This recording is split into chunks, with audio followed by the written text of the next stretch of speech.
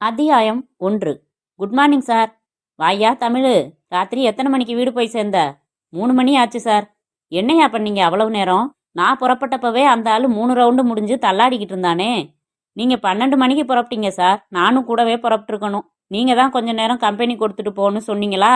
சரின்னு உக்காந்தா அந்த ஆள் அடுத்த ரவுண்டில் அழ ஆரம்பிச்சிட்டான் சார். சில பேருக்கு தண்ணியில் சந்தோஷம் உடைச்சிக்கும், சிலருக்கு சோகம் உடைச்சிக்கும். இவன் 2வது ரகம் போலிருக்கு. Correct sir. மினிஸ்டர் தான் போயிட்டாரே, நீ உட்காந்து கேளுன்னு என்ன பிடிச்சிக்கிட்டான் சார். 3வது படித்தப்போ கணக்கு வாத்தியார் பிரம்பால் அடித்தப்ப ஏற்பட்ட சோகத்தில் ஆரம்பித்து சமீபத்திய அசிங்கமான சோகம் வரைக்கும் சொல்லி முடிச்சான் சார். நடுவில் இளவு வீடு மாதிரி ஓன்னு பெரிய சத்தத்தில் அழுக வேற. அது மட்டும் ஏசி ரூமா இல்லாமல் போனால் மொத்த ஹோட்டல் ஜனமும் வந்து எட்டி பார்த்துருக்கும். அது என்னது சோகத்தில் அசிங்கமான சோகம்? படுக்கையில் அவன் பொண்டாட்டியை இன்னொருத்தனோட பார்த்தானா அவன். அட, அந்த குட்டி மேயற ரகமா? பார்த்திருக்கியா நீ அவளை? இல்லை சார். குதிரை மாதிரி இருப்பாயா, எந்த ஜாக்கி வேணாலும் ஓட்டலாம் போல் இருக்கு. சரி, இந்த ஆள் பார்த்துட்டு என்ன செஞ்சானா? அங்கே அவங்க படுத்திருந்ததால இவன் வேற ஒரு ரூமுக்கு போய் படுத்து தூங்கினானா. தமிழு, ஜோக்கு வேணாம். நிஜமா அதான் சார் சொன்னான். அதிர்ச்சியாக இருந்துச்சு. ஆனால் என்ன செய்ய முடியும், சொத்து பூரா அவ பேரில் இருக்குன்னு சொன்னான். அப்படியா சங்கதி? அந்த ஃபைலில் சீக்கிரம் கையெழுத்து போட்டு வாங்கிடுங்கன்னு 100 தடவையாவது என்கிட்ட சொல்லியிருப்பான். என்கிட்ட பேசினது தவிர உங்ககிட்ட தனியாக எவ்வளவு தரேன்னு சொன்னான். ஐயோ, அதெல்லாம் எதுவும் இல்லை சார். ரெக்வெஸ்ட்டாக கேட்டான், தலையை ஆட்டி வச்சேன், அவ்வளவுதான். இன்னும் குளிக்கலையா சார்? முடி வெட்டிக்கலாம்னு வர சொல்லியிருந்தேன், இன்னும் ஆளை காணோம். வந்ததும் வெட்டிக்கிட்டு குளிச்சுட்டு கிளம்பணும். சார், மணி இப்போவே 9:30 ஆச்சு. அதுக்கு என்ன? செக்ரட்டரியேட்டில் 10 மணிக்கு சேஷாத்ரி சாருக்கு அப்பாயின்மெண்ட் கொடுத்துருக்கோம். கரெக்டான IAS ஆஃபீஸர் அவர். பங்க்சுவலாக வந்துடுவார். வெயிட் பண்ணட்டும்யா. உனக்கு என்ன வலிக்குது? ஃபோனில் யாருன்னு பாரு. ஹலோ, ஆமாம், நான் மினிஸ்டரோட செக்ரட்டரி தமிழரசன் பேசுகிறேன். அது மினிஸ்டர்கிட்டே பேசிடுங்க சார். இந்தாங்க, ராமமூர்த்தி அசோசியேட்ஸ்லேருந்து சிவசாமி பேசுகிறாரு. ஹலோ, நான் அருள் நம்பி பேசுகிறேன். வணக்கம். என்னங்க சிவசாமி, நலமா இருக்கீங்களா? ஐயா புண்ணியத்தில் நலமா இருக்கேங்க. ஆக, நீங்கள் எல்லாம் நலமா இருக்கிறதுக்கும் சேர்த்து நான் புண்ணியம் செய்யணும். நீங்கள் சொந்தமாக புண்ணியம் எதுவும் செய்ய மாட்டீங்களா? ஐயாவுக்கு நகைச்சுவை உணர்வு அதிகம். அப்புறம் வீட்டில் குழந்தைங்க எல்லாம் நலமா இருக்காங்களா? நல்லா இருக்காங்க. என்ன விஷயம் சொல்லுங்க. 6 மாசமாச்சுங்க. அட, இந்த வயசுலேயும் குறும்புக்காரருங்க. நீங்கள் சொல்லவே இல்லையே. 3 குழந்தைங்களோட ஸ்டாப் பண்ணிட்டதா சொன்னீங்களே சிவசாமி. நீங்கள் ஒன்று, நம்ம ஃபைல் விவகாரம் 6 மாசமா அப்படியே கிடப்பில் இருக்குதுங்களே, அதை சொன்னேன். CM பார்வைக்கு வச்சு பல நாளாச்சு. CM டைம் போதாமல் அல்லாடுறாரு. கட்சிக்குள்ளே வேற திடீர்னு விரிசல், அது இதுன்னு பிரச்சனை வந்துடுச்சா. கட்சி விவகாரத்தை கவனிக்கவே நேரம் சரியாக இருக்குது. சதா டென்ஷனாகவே இருக்காரு. சமயம் பார்த்து மூவ் செஞ்சாதான் சாதிக்க முடியும். ஏற்கனவே உங்களை பற்றி பிரமாதமாக சொல்லி வச்சுருக்கேன். முதலமைச்சர் நிதிக்கு 10 லட்சம் நீங்கள் கொடுத்ததை கூட CM ஞாபகம் வச்சிருக்காரு. அதனால ஒன்றும் ப்ராப்ளம் வராது. நீங்கள் கவலைப்படாமல் இருங்க. நீங்கள் சொல்லிட்டீங்க. பதிவு தபாலில் நோட்டீஸுக்கு மேலே நோட்டீஸ் வந்துக்கிட்டே இருக்குதுங்க. வாங்கி உங்கள் குழந்தைங்களை கூப்பிட்டு கப்பல் செஞ்சு விளையாடுறதுக்கு கொடுங்க சிவசாமி. அவன் கடமைக்கு நோட்டீஸ் அனுப்பத்தான் செய்வான். ஒன்றும் ஆயிடாது. இந்த அருள் நம்பி எதுக்கு இருக்கேன்? ஆமாம், அன்னைக்கு உங்கள் பிரான்ச் ஒன்று அமிஞ்சிக்கரையில் திறந்து வச்சேனே, ஞாபகம் இருக்கா? ஆமாம், சொல்லுங்க சார். அப்போது பட்டுப்பாவடை கட்டிக்கிட்டு தட்டில் வச்சு கத்திரிக்கோள் நீட்டிச்ச ஒரு பாப்பா, அது ஆறு? திறந்து வச்சு 1 மாதம் இருக்காது. பாப்பா பளிச்சுன்னு கண்ணுக்குள்ளே நிற்கிது. ஐயோ, அது என் கொழுந்தியாங்க. ஸ்கூலில் +2 படிச்சுக்கிட்டு இருக்கு. அதுக்கு ஏன் பதறீங்க? பாசத்தோடு விசாரிக்க கூடாதா? நல்லா படிக்க சொல்லி நான் சொன்னதா சொல்லுங்க. அப்புறம் ஊட்டியில் புதுசாக ஒரு கெஸ்ட் ஹவுஸ் வாங்கினேன். சும்மா தான் இருக்குது. நீங்கள் ரெஸ்ட் எடுக்க போகிறதா இருந்தால் ஒரு ஃபோன் அடித்தா எல்லா ஏற்பாடும் செய்கிறேன். எங்கே கிளம்ப முடியும் இப்போ இருக்கிற கட்சி பிரச்சனையில்? தேவைப்படுறப்போ யூஸ் பண்ணிக்கிற சிவசாமி. பேர் என்ன? Rainbow villa. அது என்னது? கெஸ்ட் ஹவுஸ் பேர் கேட்டிங்களே. நான் அந்த +2 பாப்பா பேரை கேட்டேன். பிரியம்வதா சார். வச்சிடவா? வேலை இருக்குது. சரி சார், உங்கள் பார்வையை பார்த்து நான் அப்போவே புரிஞ்சுக்கிட்டேன். கேட்குறப்ப சொல்லலாம்னு விசாரித்து வச்சுருந்தேன். என்ன தமிழ்? அந்த பிரியம்வதா இந்திரா நகரில் ஹிந்து சீனியர் செக்ரட்டரி ஸ்கூலில் படிக்குது. தனியாக கார் எடுத்துக்கிட்டு ஸ்கூலுக்கு போகுது வருது. யோ, சும்மா இரியா. அந்த ஆள் கொழுந்தியாவான். பதறி போயிட்டாரு. ஒருவேளை சொந்த உபயோகத்துக்காக ரிசர்வ் பண்ணி வச்சிருக்காரோ என்னவோ. தண்டாயுத நேற்று குடிச்சிட்டு வளர்னதுல லட்டு மாதிரி ஒரு தகவல் கொண்டாந்துருக்கிய தமிழ். எதை பற்றி பேசுறீங்க? ரூபாராணி. யார் சார்? அதான் அந்த குதிரையோட பேரு. எந்த குதிரை? புரியுது சார். வர்ற சண்டே வேணும்னா. தமிழ், பேச்ச முழுங்க. உடனே பிரீத்தி வர்றா. Good morning daddy. வாமா. இவ்வளவு நேரமா டென்னிஸ் விளையாடுறது? ரொம்ப நேரம் விளையாடினா உடம்பெல்லாம் வலிக்கும் பிரீத்தி. இன்னைக்கு கிளப்பில் ஒரு பந்தயம் கட்டி விளையாடினேன் டாடி. பெரஸ்ட் ஆஃப் 5, அதான் லேட் ஆயிடுச்சு. சரி, யார் ஜெயிச்சது? அதில் உங்களுக்கு என்ன சந்தேகம்? நான் தான். பந்தயம் என்ன? தோத்தவங்க ஜெயிச்சவங்களோட காரில் டேங்க் ஃபுல்லாக பெட்ரோல் நிரப்பி அதோட இல்லாம அந்த பெட்ரோல் தீந்து ரிசர்வுக்கு வர்ற வரைக்கும் ஜெயிச்சவங்களுக்கு டிரைவரா இருந்து ஓட்ட சொல்ற இடத்துக்கு காரை ஓட்டணும். சுவாரஸ்யமா இருக்கே பந்தயம். உனக்கு டிரைவரா வேலை பார்க்க போறது எந்த பொண்ணு? பொண்ணு இல்ல, பையன். என்கிட்ட தோத்தது கௌதம். நாளை காலையில அவனுக்கு டிரைவர் வேலை ஆரம்பமாகுது. பெங்களூர் வரைக்கும் ஓட்ட சொல்ல போறேன் டாடி. கசகசன்னு இருக்கு. நான் போய் குளிச்சுட்டு வந்துடுறேன். போமா. சார், என்னையா? மேடத்தை கொஞ்சம் கண்டிச்சு வளர்க்கலாம்னு படுது. நிறைய பாய் ஃப்ரெண்ட்ஸ் வச்சிருக்காங்க. ஒரு பொண்ணோட சேர்த்து நான் மேடத்தை பார்க்கறதே இல்லை. தமிழு, இது வேற மாதிரி ஜெனரேஷன்ப்பா. ஒரு 10 வருஷம் அவசரமா முந்திக்கிட்டு நீ பிறந்து தொலைச்சிட்ட. ஒரு 30 வருஷம் அட்வான்ஸா நான் பிறந்துட்டேன். அதனால இந்த விஷயத்த எல்லாம் நம்மால சாதாரணமா எடுத்துக்க முடியல. முடிவெட்டுற ஆள் வந்துட்டான். தோட்டத்துல நிழலா நாற்காலியை கொண்டு போய் போட சொல்லு. நான் பாத்ரூம் போயிட்டு வந்துடுறேன். அத்தியாயம் 2. ஏய், வராத, கிட்ட வராத. வந்தா கடிச்சிடுவேன். சொல்றத கேளு. எதுக்கு எனக்கு ஊசி போடுற? வேணாம், வலிக்குது. சொன்னா கேட்க மாட்டியா? இரு இரு, என் ராஜா வரட்டும். எல்லாம் சொல்றேன். உன்னை உதைக்க சொல்றேன். ஏய் ராஜாத்தி, வாய மூடு. புது டாக்டர் வந்திருக்காரு பாரு. வணக்கம் சொல்லு. சொல்றியா இல்ல பள்ளி கொண்டார சொல்லட்டுமா? சிஸ்டர், விடுங்க, விரட்டாதீங்க. வணக்கம் சொல்லாட்டா பரவாயில்ல. இல்ல டாக்டர், ஒவ்வொரு பேஷண்ட்டுக்கும் ஒரு வீக் பாயிண்ட் தேடி பிடிச்சு வச்சிருக்கோம். அதை சொல்லித்தான் பயமுறுத்தி காரியத்தை சாதிக்க முடியுது. இதமா சொன்னா புரிஞ்சுக்கிற மனநிலையிலையா இவங்க இருக்காங்க? இந்த ராஜாத்திக்கு பள்ளின்னா ரொம்ப பயம். பாத்தீங்களா, வாய மூடிட்டா. இப்ப நாம எது சொன்னாலும் கேப்பா. அப்படியா? உன் பேர் என்னம்மா? சொல்லு பார்க்கலாம். நீ யாரு? உன்கிட்ட எதுக்கு நான் சொல்லணும்? நான் இந்த ஆஸ்பத்திரிக்கு புதுசா வந்திருக்கிற டாக்டர். என் பேரை சொன்னா உன் பேரை சொல்றியா? அப்படின்னா சொல்றேன். என் பேரு வாசு. இப்போ உன் பேரு சொல்லு. என் பேரு வாசு. அது என் பேரு. உன்னோட பேர் என்ன? என்னோட பேரு குரங்கு. அப்படி சொல்லக்கூடாது. குரங்கு, இந்த மருந்த குடின்னு தானே இவ சொல்லுவா. அப்ப என் பேரு குரங்கு தானே. Sister, what is this? அப்படி கூப்பிட்டீங்களா? டாக்டர், ஏதோ ஒரு சந்தர்ப்பத்துல எதுக்காவது அடம் பிடிச்சிருப்பா. அப்ப கோபத்துல அப்படி சொல்லியிருப்பேன். அதை வச்சுக்கிட்டு சொல்றா. நோ சிஸ்டர், எந்த சந்தர்ப்பத்திலையும் நமக்கு இவங்க கிட்ட கோபம் வரவே கூடாது. இவங்க நார்மல் மனநிலையில இருந்தா இங்க ஏன் வரப்போறாங்க? இவங்க நமக்கு பிடிக்காத மாதிரி தான் நடந்துக்குவாங்க. அதான் இவங்க தன்மை. அதை சரிப்படுத்தத்தான் நாம இருக்கோம். இதுக்கு முன்னாடி நீங்க எப்படி இருந்தாலும் சரி, இனிமே அப்படி இருக்காதீங்க. ஒவ்வொரு மென்டல் பேஷண்ட்டையும் ஒரு குழந்தை மாதிரி நினைச்சு அப்ரோச் செய்யணும். மற்ற ஆஸ்பத்திரியில சாதாரண பேஷண்ட்ஸுக்கு நர்சிங் பண்றதுக்கும் இங்க இவங்களுக்கு பண்றதுக்கும் வித்தியாசம் உண்டு சிஸ்டர். அதை நீங்க புரிஞ்சுக்கணும். அண்டர்ஸ்டாண்ட்? Yes doctor. நீங்க சொல்றதெல்லாம் புரியாம இல்ல டாக்டர். ஆனா இவங்க செய்யற அளவுக்கு அதிகமான அட்டூழியங்களை சந்திக்கிறப்போ மனசு வெறுத்து போயிடுது. எவ்வளவுதான் பொறுமையா பேசினாலும் திடீர்னு எல்லாம் மீறிடுவோம். கடைசி வரைக்கும் பொறுமையா இருக்கிறது எப்படின்னு நான் சொல்லித்தரேன் சிஸ்டர். மெடிடேஷன் பண்ற பழக்கம் உண்டா? இல்ல டாக்டர். I teach you. இதை பாருமா, சிஸ்டர் இனிமே உன்னை குரங்குன்னு சொல்லி கூப்பிட மாட்டாங்க, சரியா? இப்போ உன் நிஜமான பேரை சொல்லு. என் பேரு ராஜாத்தி. Very good. உன் புருஷன் பேர் என்ன? சி, போடா மண்டு. கரெக்ட், நான் மண்டு. ஆனா ஏன் நான் மண்டு? புருஷன் பேரை யாராச்சும் சொல்வாங்களாடா? ஏய், வாடா போடான்னு சொல்லாதடி கழுத. சிஸ்டர், இப்பதானே சொன்னேன் பொறுமையா இருங்கன்னு. நான் தானே பேசிக்கிட்டு இருக்கேன். நான் கோவப்பட்டேன்னா இவங்க குழந்தைங்கன்னு சொன்னேன் இல்லையா? குழந்தைங்க கிட்ட ஏன் ரொம்ப எதிர்பார்க்குறீங்க? ராஜாத்தி, நீ சொன்னது ரொம்ப கரெக்ட். நான் தான் மண்டு. புருஷன் பேரை சொல்ல சொல்லி யாராச்சும் பொண்டாட்டிக்கிட்ட கேட்பாங்களா? மண்டு, முட்டாள். இன்னும் ஏதாச்சும் வேணும்னா சொல்லி திட்டு பார்க்கலாம். திட்டட்டுமா? நிஜமா? இவ அடிப்பாளே. இல்ல, அடிக்க மாட்டா. நீ திட்டு. நாயி. Very good. அப்புறம்?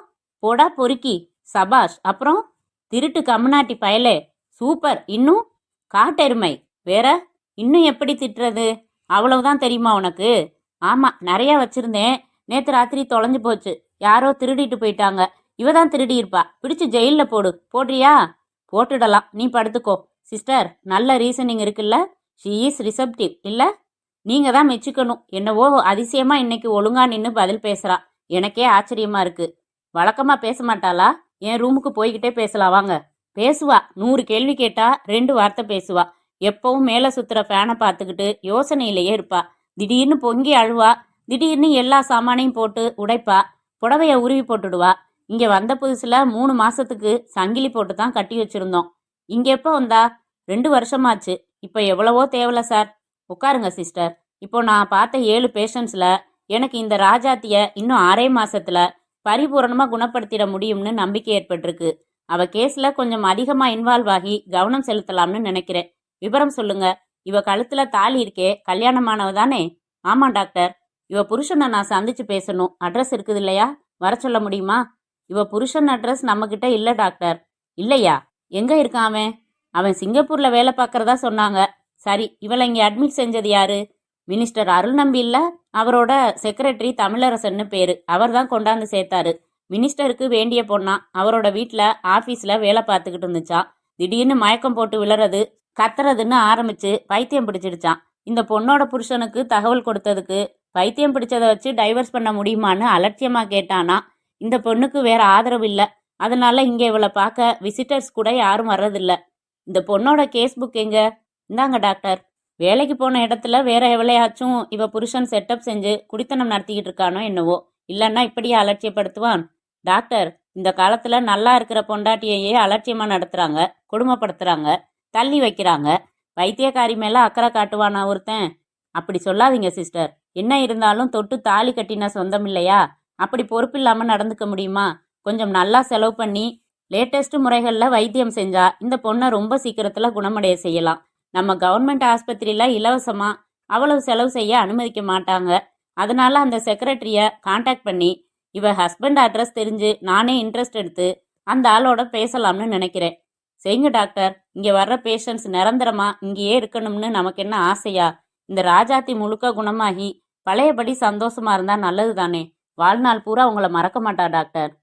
அத்தியாயம் 3. ரூபாராணி. சொல்லுங்க சார். இந்த இடத்துல எனக்கு சார் போட்டா பிடிக்காது. வேற எப்படி கூப்பிடுறது? என்னடா அருள் நம்பின்னு கூப்பிடு. எனக்கு கோபமே வராது. எனக்கு என்ன வயசு இருக்கும்னு நினைக்கிற நீ? அதிகமா சொல்லிட்டா உங்களுக்கு கோபம் வந்துடும். நீங்களே சொல்லிடுங்க. 47 தான் ஆகுது. கட்சிக்காக மாநிலம் முழுக்க அலைஞ்சு திரிஞ்சு உழைச்சதுல உடம்பு விட்டு போய் வயசான மாதிரி தெரியறேன். முந்தியெல்லாம் எக்ஸசைஸ் செஞ்சு பாடியை கும்முன்னு ஒன்ன மாதிரி வச்சிருப்பேன். நீ எக்ஸசைஸ் பண்றதானே? அதெல்லாம் எதுவும் இல்லையே. பின்ன எப்படி உடம்ப இவ்வளவு கச்சிதமா வச்சிருக்க? இயற்கையா அமைஞ்சதுதான். உன்னை பாக்குறப்ப எல்லாம் தண்டாயுதம் ரொம்ப அதிர்ஷ்டசாலின்னு நினைச்சுக்குவேன். ஏன் சிரிக்கிற? குருடன் கையில ஓவியத்தை கொடுத்து என்ன யூஸ்? அப்படியா? எல்லாம் பேச்சில தான் கில்லாடியா? கொஞ்சம் கூட ரசனையே இல்லாதவரு. ஒரு புதுசாரி கட்டிக்கிட்டு வந்து காட்டினா நீங்க என்ன சொல்லுவீங்க? இந்த சேலையில நீ அப்சரஸ் மாதிரி இருக்கன்னு சொல்லுவேன். அவர் இந்த சேலை என்ன விலைன்னு கேட்பாரு. ஒரு வித்தியாசமான ஹேர் ஸ்டைல் பண்ணிக்கிட்டு இருந்தா அதை கண்டுக்க கூட மாட்டாரு. வலுக்கட்டாயமா அபிப்பிராயம் கேட்டா இப்படி செஞ்சுக்க 2 மணி நேரம் ஆகி இருக்குமான்னு கேட்பாரு. இவர் மேல எனக்கு பாசம் எப்படி பொங்கும்? பொங்குறதும் அடங்கிடும். ஆனா நான் தயக்கத்தோட தான் உனக்கு ஃபோன் செஞ்சேன். மூஞ்சில் அடிச்சா மாதிரி பதில் சொல்லிடுவியோன்னு ஒரு நினப்பு இருந்துச்சு. உங்களுக்கு அந்த மாதிரி சொல்ல முடியுமாங்க? எனக்கு அந்த ஸ்மால் ஸ்கேல் இண்டஸ்ட்ரிக்கு லைசன்ஸ் வாங்கி தரேன்னு சொல்லியிருக்கீங்களே, பணம் கூட வேணாம்னுட்டீங்க. உதவிக்கு பதிலாக என்ன செய்யறதுன்னு யோசிச்சுட்டு இருந்தப்பதான் நீங்களே ஃபோன் செஞ்சீங்க. ஆனாலும் உங்களுக்கு ரொம்ப தைரியம்தான். எதுக்கு? என்னோட கெஸ்ட் ஹவுஸுக்கு வர முடியுமா? எனக்கு உன்னை பிடிச்சிருக்கு, பர்சனலாக பேசிக்கிட்டு இருக்கலாம்னு பச்சையா இன்னொருத்தர் வைஃபை கேட்கறதுக்கு ஒன்று அசாத்திய துணிச்சல் இருக்கணும், இல்லைன்னா உங்களை மாதிரி பதவி கையில் வச்சிருக்கணும். ரூபா, நான் பதவி இருக்கிறதுனால தான் தைரியமாக பேசினேன்னு நினைக்காத. என் கேரக்டரே அதான். வளவலாவெல்லாம் கிடையாது. வெட்டு விழுந்த மாதிரி சொல் விழணும். ஆமா, நீ இங்கே வந்திருக்கிறது தண்டாயுதத்துக்கு தெரியுமா? தெரியாது. என்ன சொல்லிட்டு வந்த? ஒரு பார்ட்டி இருக்குன்னு சொல்லிட்டு புறப்பட்டுட்டேன். That's all. அது கூட சொல்லணும்னு அவசியம் இல்லை. வீட்லையும் சரி வெளியிலையும் சரி ஏன் இஷ்டப்படி தான் நடந்துக்குவேன். போதும், 2 ரவுண்டுக்கு மேலே நான் குடிக்கிறதில்ல. சிகரெட் கொடுங்க. ரொம்ப எப்பயாவது தான் அடிப்பேன். காட்டம் ஒத்துக்கிறதில்ல. இன்னும் அவ்வளவு தூரத்திலேயே உட்கார்ந்துருந்தா எப்படி? நீங்க கிளாஸை முடிங்க, பாக்கி இருக்கே. ரூபா, எவ்வளவு மெத்துன்னு இருக்க நீ. லைசன்ஸ் எப்பங்க கிடைக்கும்? தாலியை பார்த்தாதான் எனக்கு அலர்ஜி. கலட்டி வச்சுட்டா போச்சு. லைசன்ஸ் எப்பங்க கிடைக்கும்? அட, என்ன நீ ஜபம் மாதிரி அதையே சொல்லிக்கிட்டு நாளைக்கே ஃபுல் ஸ்விங்கில் இறங்கிட மாட்டேன். அடச்சை, யாரா அது இந்த நேரம் பார்த்து? ஹலோ சார், நான் தமிழரசன் பேசுகிறேன். அதான் தெரியுதே. என்னையா இப்போ தலை போகிற அவசரம்? ஹரிகிருஷ்ணனை கெஸ்ட் ஹவுஸுக்கு அனுப்ப சொல்லியிருந்தீங்களே, இப்போதான் வந்தான். அனுப்பி வச்சிருக்கேன். வந்துக்கிட்டு இருக்கான். அறிவு இருக்கா ஐயா உனக்கு? அவனை எத்தனை மணிக்கு அனுப்ப சொன்னேன்? 7 மணிக்கு. இப்போ மணி என்ன? 8:30. நான் சொன்ன நேரத்துக்கு அனுப்பாமல் இப்போ அனுப்பி வச்சா என்னையா அர்த்தம்? நான் இங்கே என்ன சும்மா அக்கடான்னு உட்காந்துருக்கேனா? மனுஷனுக்கு பல ஜோலி இருக்காது. சாரி சார், மேட்டர் அர்ஜென்ட்டுங்கிறதால உங்களை கேட்டுக்காம அனுப்பி வச்சுட்டேன். மேட்டர் அர்ஜென்ட்டு தான். அதை விட ரொம்ப முக்கியமான ஜோலி ஒன்று குறுக்க வந்துடுச்சு. அந்த ஹரிகிருஷ்ணன் இங்கே வந்துடாம செய்ய முடியுமா? கஷ்டம் சார். அவன் பைக்கில் வந்தான். பைக்கில் தான் அங்கே வந்துக்கிட்டு இருப்பான். நடுவில் அவனை கண்டுபிடிச்சு நிறுத்துறது சிரமம் சார். சரி போயா, நான் பார்த்துக்கிறேன். யாருங்க? முக்கியமான வேலை வந்துடுச்சா? நம்ம செக்ரட்டரி சொதப்பிட்டான். ஹரிகிருஷ்ணன் ஒருத்தனை 7 மணிக்கு இங்கே அனுப்ப சொல்லியிருந்தேன். அவனை இப்போ அனுப்பி வச்சிருக்கான். நீ வந்த மாருதி காரோட சாவியை கொடு ரூபா. எதுக்காக? வண்டியை எடுத்து கெஸ்ட் ஹவுஸுக்கு பின்பக்கம் நிறுத்திட்டு வந்துடுறேன். ஏன்? அது பாட்டுக்கு போர்ட்டிக்கோல நின்றுட்டு போகுது. வர்ற ஹரிகிருஷ்ணன் ஒரு பத்திரிகை நிருபர். பத்திரிகைக்காரன் கண்ணும் புத்தியும் சும்மா இருக்காது. அந்த கார் நம்பரை பார்த்து வைப்பான். அப்புறம் கார் யாருக்கு சொந்தம்னு விசாரிப்பான். இவனா ஒரு யூகத்துக்கு வந்து கிசுகிசு எழுதுவான். இவ்வளவு தூரம் பயப்படுறீங்களே. பொம்பளைக்கு கற்பு எவ்வளவு முக்கியமோ அவ்வளவு முக்கியம் அரசியல்வாதிக்கு அவனோட இமேஜ். மக்கள் மத்தியில் எப்பவும் நல்ல விதமாகவே இந்த இமேஜை மெயின்டைன் செய்யணும். கொஞ்சம் கூட இதில் லூஸாக விட்டுடக்கூடாது. நீ சாவியை கொடு. அத்தியாயம் 4. வாங்க தம்பி, குட் ஈவினிங். வணக்கம், என் பேரு ஹரிகிருஷ்ணன். தெரியுமே, எவ்வளவு பாப்புலர் நீங்க. முதல்ல யாருக்கும் உபத்திரவம் இல்லாம காலநாராயணா பத்திரிகைகளில் ஒரு பூவின் வியர்வை மேகத்தின் சங்கமம்னு யாருக்கும் புரியாம கதைகள் எழுதிக்கிட்டு இருந்தீங்க. அப்புறம் யாரோ உங்களுக்கு எடுத்து விட்டுட்டாங்க. துப்பறிகிற பத்திரிகைக்காரனா மாறிட்டீங்க. அது என்ன சொல்றது இங்கிலீஷ்ல? Investigative journalist. உட்காருங்க. நமக்கு தம்பி அளவுக்கு இங்கிலீஷ் வராது. குறுக்கால அங்கங்க உப்பு மாலை முந்திரி மாதிரி தூவி விட்டுடுவேன். என்னை எதுக்காக சார் வர சொன்னீங்க? அட உட்கார மாட்டீங்களா? நான் கொஞ்சம் மப்பில் இருக்கேன். தம்பி சாப்பிடுவீங்க இல்லையா? கொண்டாடட்டுமா? சாப்பிடுவேன் சார், இப்போ வேணாம். ஏன்? எங்கெங்க யாரோட சாப்பிட்லாம்னு சில கருத்துக்கள் வச்சிருக்கேன். அப்போ சரிதான், தம்பிக்கு இன்னும் கல்யாணம் ஆகலையா? இதை கேட்கத்தான் வர சொன்னீங்களா? அட என்னப்பா, உனக்கு கருன்னு கோபம் வந்துடுது. மூலவியாதிக்காரனாட்டம் முறைச்சிக்கிட்டே இருக்கியே. நான் என்ன பண்ணிட்டேன் உனக்கு? இந்த சமுதாயத்துக்கும் உங்களை நம்பி ஓட்டு போட்ட ஜனங்களுக்கும் தான் துரோகம் பண்ணிக்கிட்டு இருக்கீங்க. அப்படி என்ன தம்பி செஞ்சுட்டேன்? வரி பணத்தை கொள்ளையடிக்கிறீங்க சார். பெட்டி பெட்டியா லஞ்சம் வாங்குறீங்க சார். தேவா ஃபவுண்டேஷன்ல உங்களோட ஃபினாமி ஃபைனான்ஸ் கம்பெனி, அதுல மட்டும் பொதுமக்கள் பணம் 75 லட்சம் மோசடி செய்யப்பட்டிருக்கு. இது ஒரு உதாரணம் தான். பத்திரிகையில என்ன எழுதியிருந்தியோ அதையே தான் இப்ப நேர்ல சொல்ற. நீ சொல்ற கம்பெனிய நான் திறந்து வச்சேன். அதை தவிர எனக்கும் அந்த கம்பெனிக்கும் எந்த சம்பந்தமும் இல்லை. மாசத்துக்கு 10-20 ஸ்தாபனங்களை என் கையால திறந்து வைக்கிறேன். அதுல ஒரு ஸ்தாபனம் தப்பு செஞ்சா அதுக்கு நான் பொறுப்பெடுத்துக்கணும்னு எதிர்பார்த்தா எப்படி தம்பி? உங்களுக்கு அதுல சம்பந்தம் இருக்குன்னு நிரூபிக்கிறதுக்கான ஆதாரங்கள் என்கிட்ட இருக்கு. அப்படின்னு நீ பத்திரிகையில குறிப்பிட்டிருந்ததால தான் உன்னை கூப்பிட்டு பேசலாம்னு வர சொன்னேன். என் வீட்டில் எப்பவும் 10 பேர் வந்து போயிட்டு இருப்பாங்க. நிம்மதியா பேச முடியாது. அதனால தான் இந்த கெஸ்ட் ஹவுஸுக்கு வர சொன்னேன். இங்க நீயும் நானும் மட்டும்தான் இருக்கோம். பேசி ஒரு முடிவுக்கு வந்துடலாம். என்ன சார் பேசணும்? நீ என்னோட சீட்ல வந்து உக்காந்தாலும் இந்த மாதிரி விவகாரம் எல்லாம் வந்து சேரும். தவிர்க்க முடியாது. இன்னைக்கு அரசியல்ல நீ நேர்மையா இருந்தேன்னு வச்சுக்கோ, கட்சிக்காரங்க எல்லாம் சேர்ந்து எதுக்கும் லாய்க்கில்லாத புண்ணாக்குன்னு சொல்லி வீட்டுக்கு அனுப்பி வச்சுடுவாங்க. அதனால நீ அனாவசியமா என் விவகாரத்தை நோன்றதை நிறுத்திட்டா நல்லது. யாருக்கு நல்லது? எனக்கும் நல்லது, உனக்கும் நல்லது. என்ன சார் மிரட்டுறீங்களா? என்ன சொல்லிட்டேன் இப்போ? ஓ நல்லதை நினைச்சு தான் வர சொன்னேன். சிங்கிள் பெட்ரூம் அப்பார்ட்மெண்ட்ஸ்ல 1000 ரூபாய் வாடகையில எத்தனை நாள் காலத்தை ஓட்ட போற? ஏதாச்சும் சினிமா பத்திரிக்கை தனியா ஆரம்பிக்கிறியா சொல்லு. பேப்பர் கோட்டா ஏற்பாடு பண்ணி தரேன். ஆஃபீஸ் டெலிஃபோனோட ஏற்பாடு பண்ணி தரேன். கேபிட்டல் வேணும்னாலும் தந்துடலாம். சார், என்ன நீங்க விலைக்கு வாங்க முடியாது. பேசிக்கிட்டு இருக்கிறப்ப பாதியில எந்திரிச்சா எனக்கு பிடிக்காது தம்பி. எனக்கு பிடிக்காத பேச்சை பேசிக்கிட்டு இருக்கிறது எனக்கு பிடிக்காது சார். அப்ப நான் புறப்படட்டுமா? ஆமா, நீ யார்கிட்ட பேசிக்கிட்டு இருக்கன்னு நினைச்சுக்கிட்டு இருக்க? இந்த மாநிலத்தோட மந்திரிப்பா. கட்சியில எனக்கு இருக்கிற செல்வாக்கு தெரியுமா? போன வருஷம் கட்சி தலைமை என் மேல நடவடிக்கை எடுத்தப்போ 7 பேர் தீக்குளிச்சு செத்தாங்க. தலைமை அப்புறமா என்னை சமாதானப்படுத்தி சேர்த்துக்கிட்டாங்க. நாளை காலையில பேப்பர்ல ஒரு அறிக்கை விட்டா மெட்ராஸ்ல 10 லட்சம் தொண்டர்களை கூட்டி காட்டுவேன். நீ என்னடான்னா ரொம்பத்தான் அலட்சியமா பேசுறியே. எவனோ முட்டாள் தொண்டர்கள் 7 பேர் தீக்குளிச்சா உங்களை நான் தெய்வமா கொண்டாடணுமா? நான் பத்திரிகைக்காரன் சார். எதை பத்தியும் யாரை பத்தியும் நேர்மையா விமர்சிக்கிறவன். நீங்க சொன்ன செல்வாக்கெல்லாம் சாஸ்வதமா? உங்களுக்கு பதவி இருக்கிற வரைக்கும் தான். அதை மறந்துடாதீங்க. மிரட்டல் உருட்டல் எதுவும் என்கிட்ட பலிக்காது. வரேன் சார். ஹலோ, டிஐஜி கதிரேசன் இருக்காரா? நான் மினிஸ்டர் அருள் நம்பி பேசுறேன். இல்லையா? எப்போ வருவாரு? எத்தனை மணிக்கு வந்தாலும் சரி, உடனே எனக்கு ஃபோன் செய்ய சொல்லணும். புரிஞ்சுதா? என்னங்க ஆச்சு? ரூபா, மப்பெல்லாம் இறங்கி போச்சு. ஒரு பொடிப்பைய என்னை கொஞ்சம் கூட மதிக்காம பேசிட்டு போறான். அவன் என் பேரை சொன்னாலே சொன்னவன் காலில் விழுந்து கும்பிடுறான். இவன் பெரிய சண்டியர் மாதிரி விரைச்சிக்கிட்டு போறான். எனக்கு மூட் அவுட் ஆகிடுச்சு. நீ புறப்படு ரூபா. இன்னொரு நாள் நல்ல மூடில் இருக்கிறப்போ ஃபோன் செய்கிறேன். கண்டிப்பா ஃபோன் செய்யுங்க. அத்தியாயம் 5. யாரு? கதவை திறங்க. This is police. போலீஸா? என்ன வேணும் உங்களுக்கு? I am DIG of police Kathiresan. இதானே ஜேர்னலிஸ்ட் ஹரிகிருஷ்ணன் வீடு? ஆமா. நீங்க யாரு? ஹரிகிருஷ்ணனோட அப்பா. ஹரிகிருஷ்ணன் எங்க? உள்ள தூங்கிட்டு இருக்கான். எழுப்புங்க. ஹரி, தம்பி ஹரி, கொஞ்சம் வாப்பா. போலீஸ்காரங்க வந்திருக்காங்க. என்ன சார்? நான் தான் ஹரிகிருஷ்ணன். உங்க வீட்டை சோதனை போடணும். எதுக்கு? உங்களுக்கும் சில தீவிரவாதிகளுக்கும் தொடர்பு இருக்கிறதா தகவல் வந்திருக்கு. கொஞ்சம் நகர்ந்துக்கிறீங்களா? கமான், போய் தேடுங்க. சார், இது அபாண்டமான பழி. நான் ஒரு நேர்மையான ஜேர்னலிஸ்ட். ஒரு பத்திரிகைக்காரனோட வீட்டில் நடுராத்திரி புகுந்து இந்த மாதிரி ஹராஸ் பண்றது என்ன நியாயம்? கொஞ்ச நேரம் வாயை மூடிக்கிட்டு சும்மா இருக்கீங்களா? சார், எங்க அம்மா ஒரு ஹார்ட் பேஷண்ட். ஏதாச்சும் ஆச்சுன்னா உங்க டிபார்ட்மெண்ட் பதில் சொல்லியாகணும். You shut up man. சார், இந்த வெடிகுண்டுங்க இவரோட மெத்தைக்கு அடியில் இருந்துச்சு. என்னடா என்னமோ அபாண்டம் அது இதுன்னு பேசுன? இந்த வெடிகுண்டுங்க உனக்கு எப்படி கிடைச்சிது? ம், சிவகாசியில் வாங்கினியா? தீபாவளி பட்டாசுன்னு சொல்வியா? மிச்சத்தை என் கஸ்டடியில் வச்சு விசாரிச்சுக்கிறேன், வாடா. ஐயோ சார், இந்த வெடிகுண்டுக்கும் எனக்கும் எந்த சம்மந்தமும் இல்லை. இது எப்படி இங்கே வந்துச்சுன்னே எனக்கு தெரியாது. அதுக்காக உன்னை நான் எதுவுமே விசாரிக்காம இங்கேயே விட்டுட்டு போயிட முடியுமா? வா, விசாரிக்கிறேன். உன் மேலே எந்த தப்பும் இல்லைன்னு நிரூபிச்சுட்டு ஜோரா வெளியில் வந்துடு. அட வாடாண்ணா. Good morning sir. பேப்பரில் என்ன நியூஸ் இன்னைக்கு? நம்ம நியூஸ் தான் சார். எதை சொல்கிற? படி. பத்திரிகையாளர் தற்கொலை, திடுக்கிடும் தகவல்கள். தமிழு, உனக்கு திடுக்கிடுதா? இல்லை சார், எனக்கும் திடுக்கிடல. அப்புறம் யாருக்கு திடுக்கிடும்? பொதுமக்களுக்கும் அவன் குடும்பத்துக்கும் தான். சரி படி. பிரபலமான அரசியல் வார இதழ் ஒன்றில் பத்திரிகையாளராக பணியாற்றி வந்தவர் ஹரிகிருஷ்ணன்.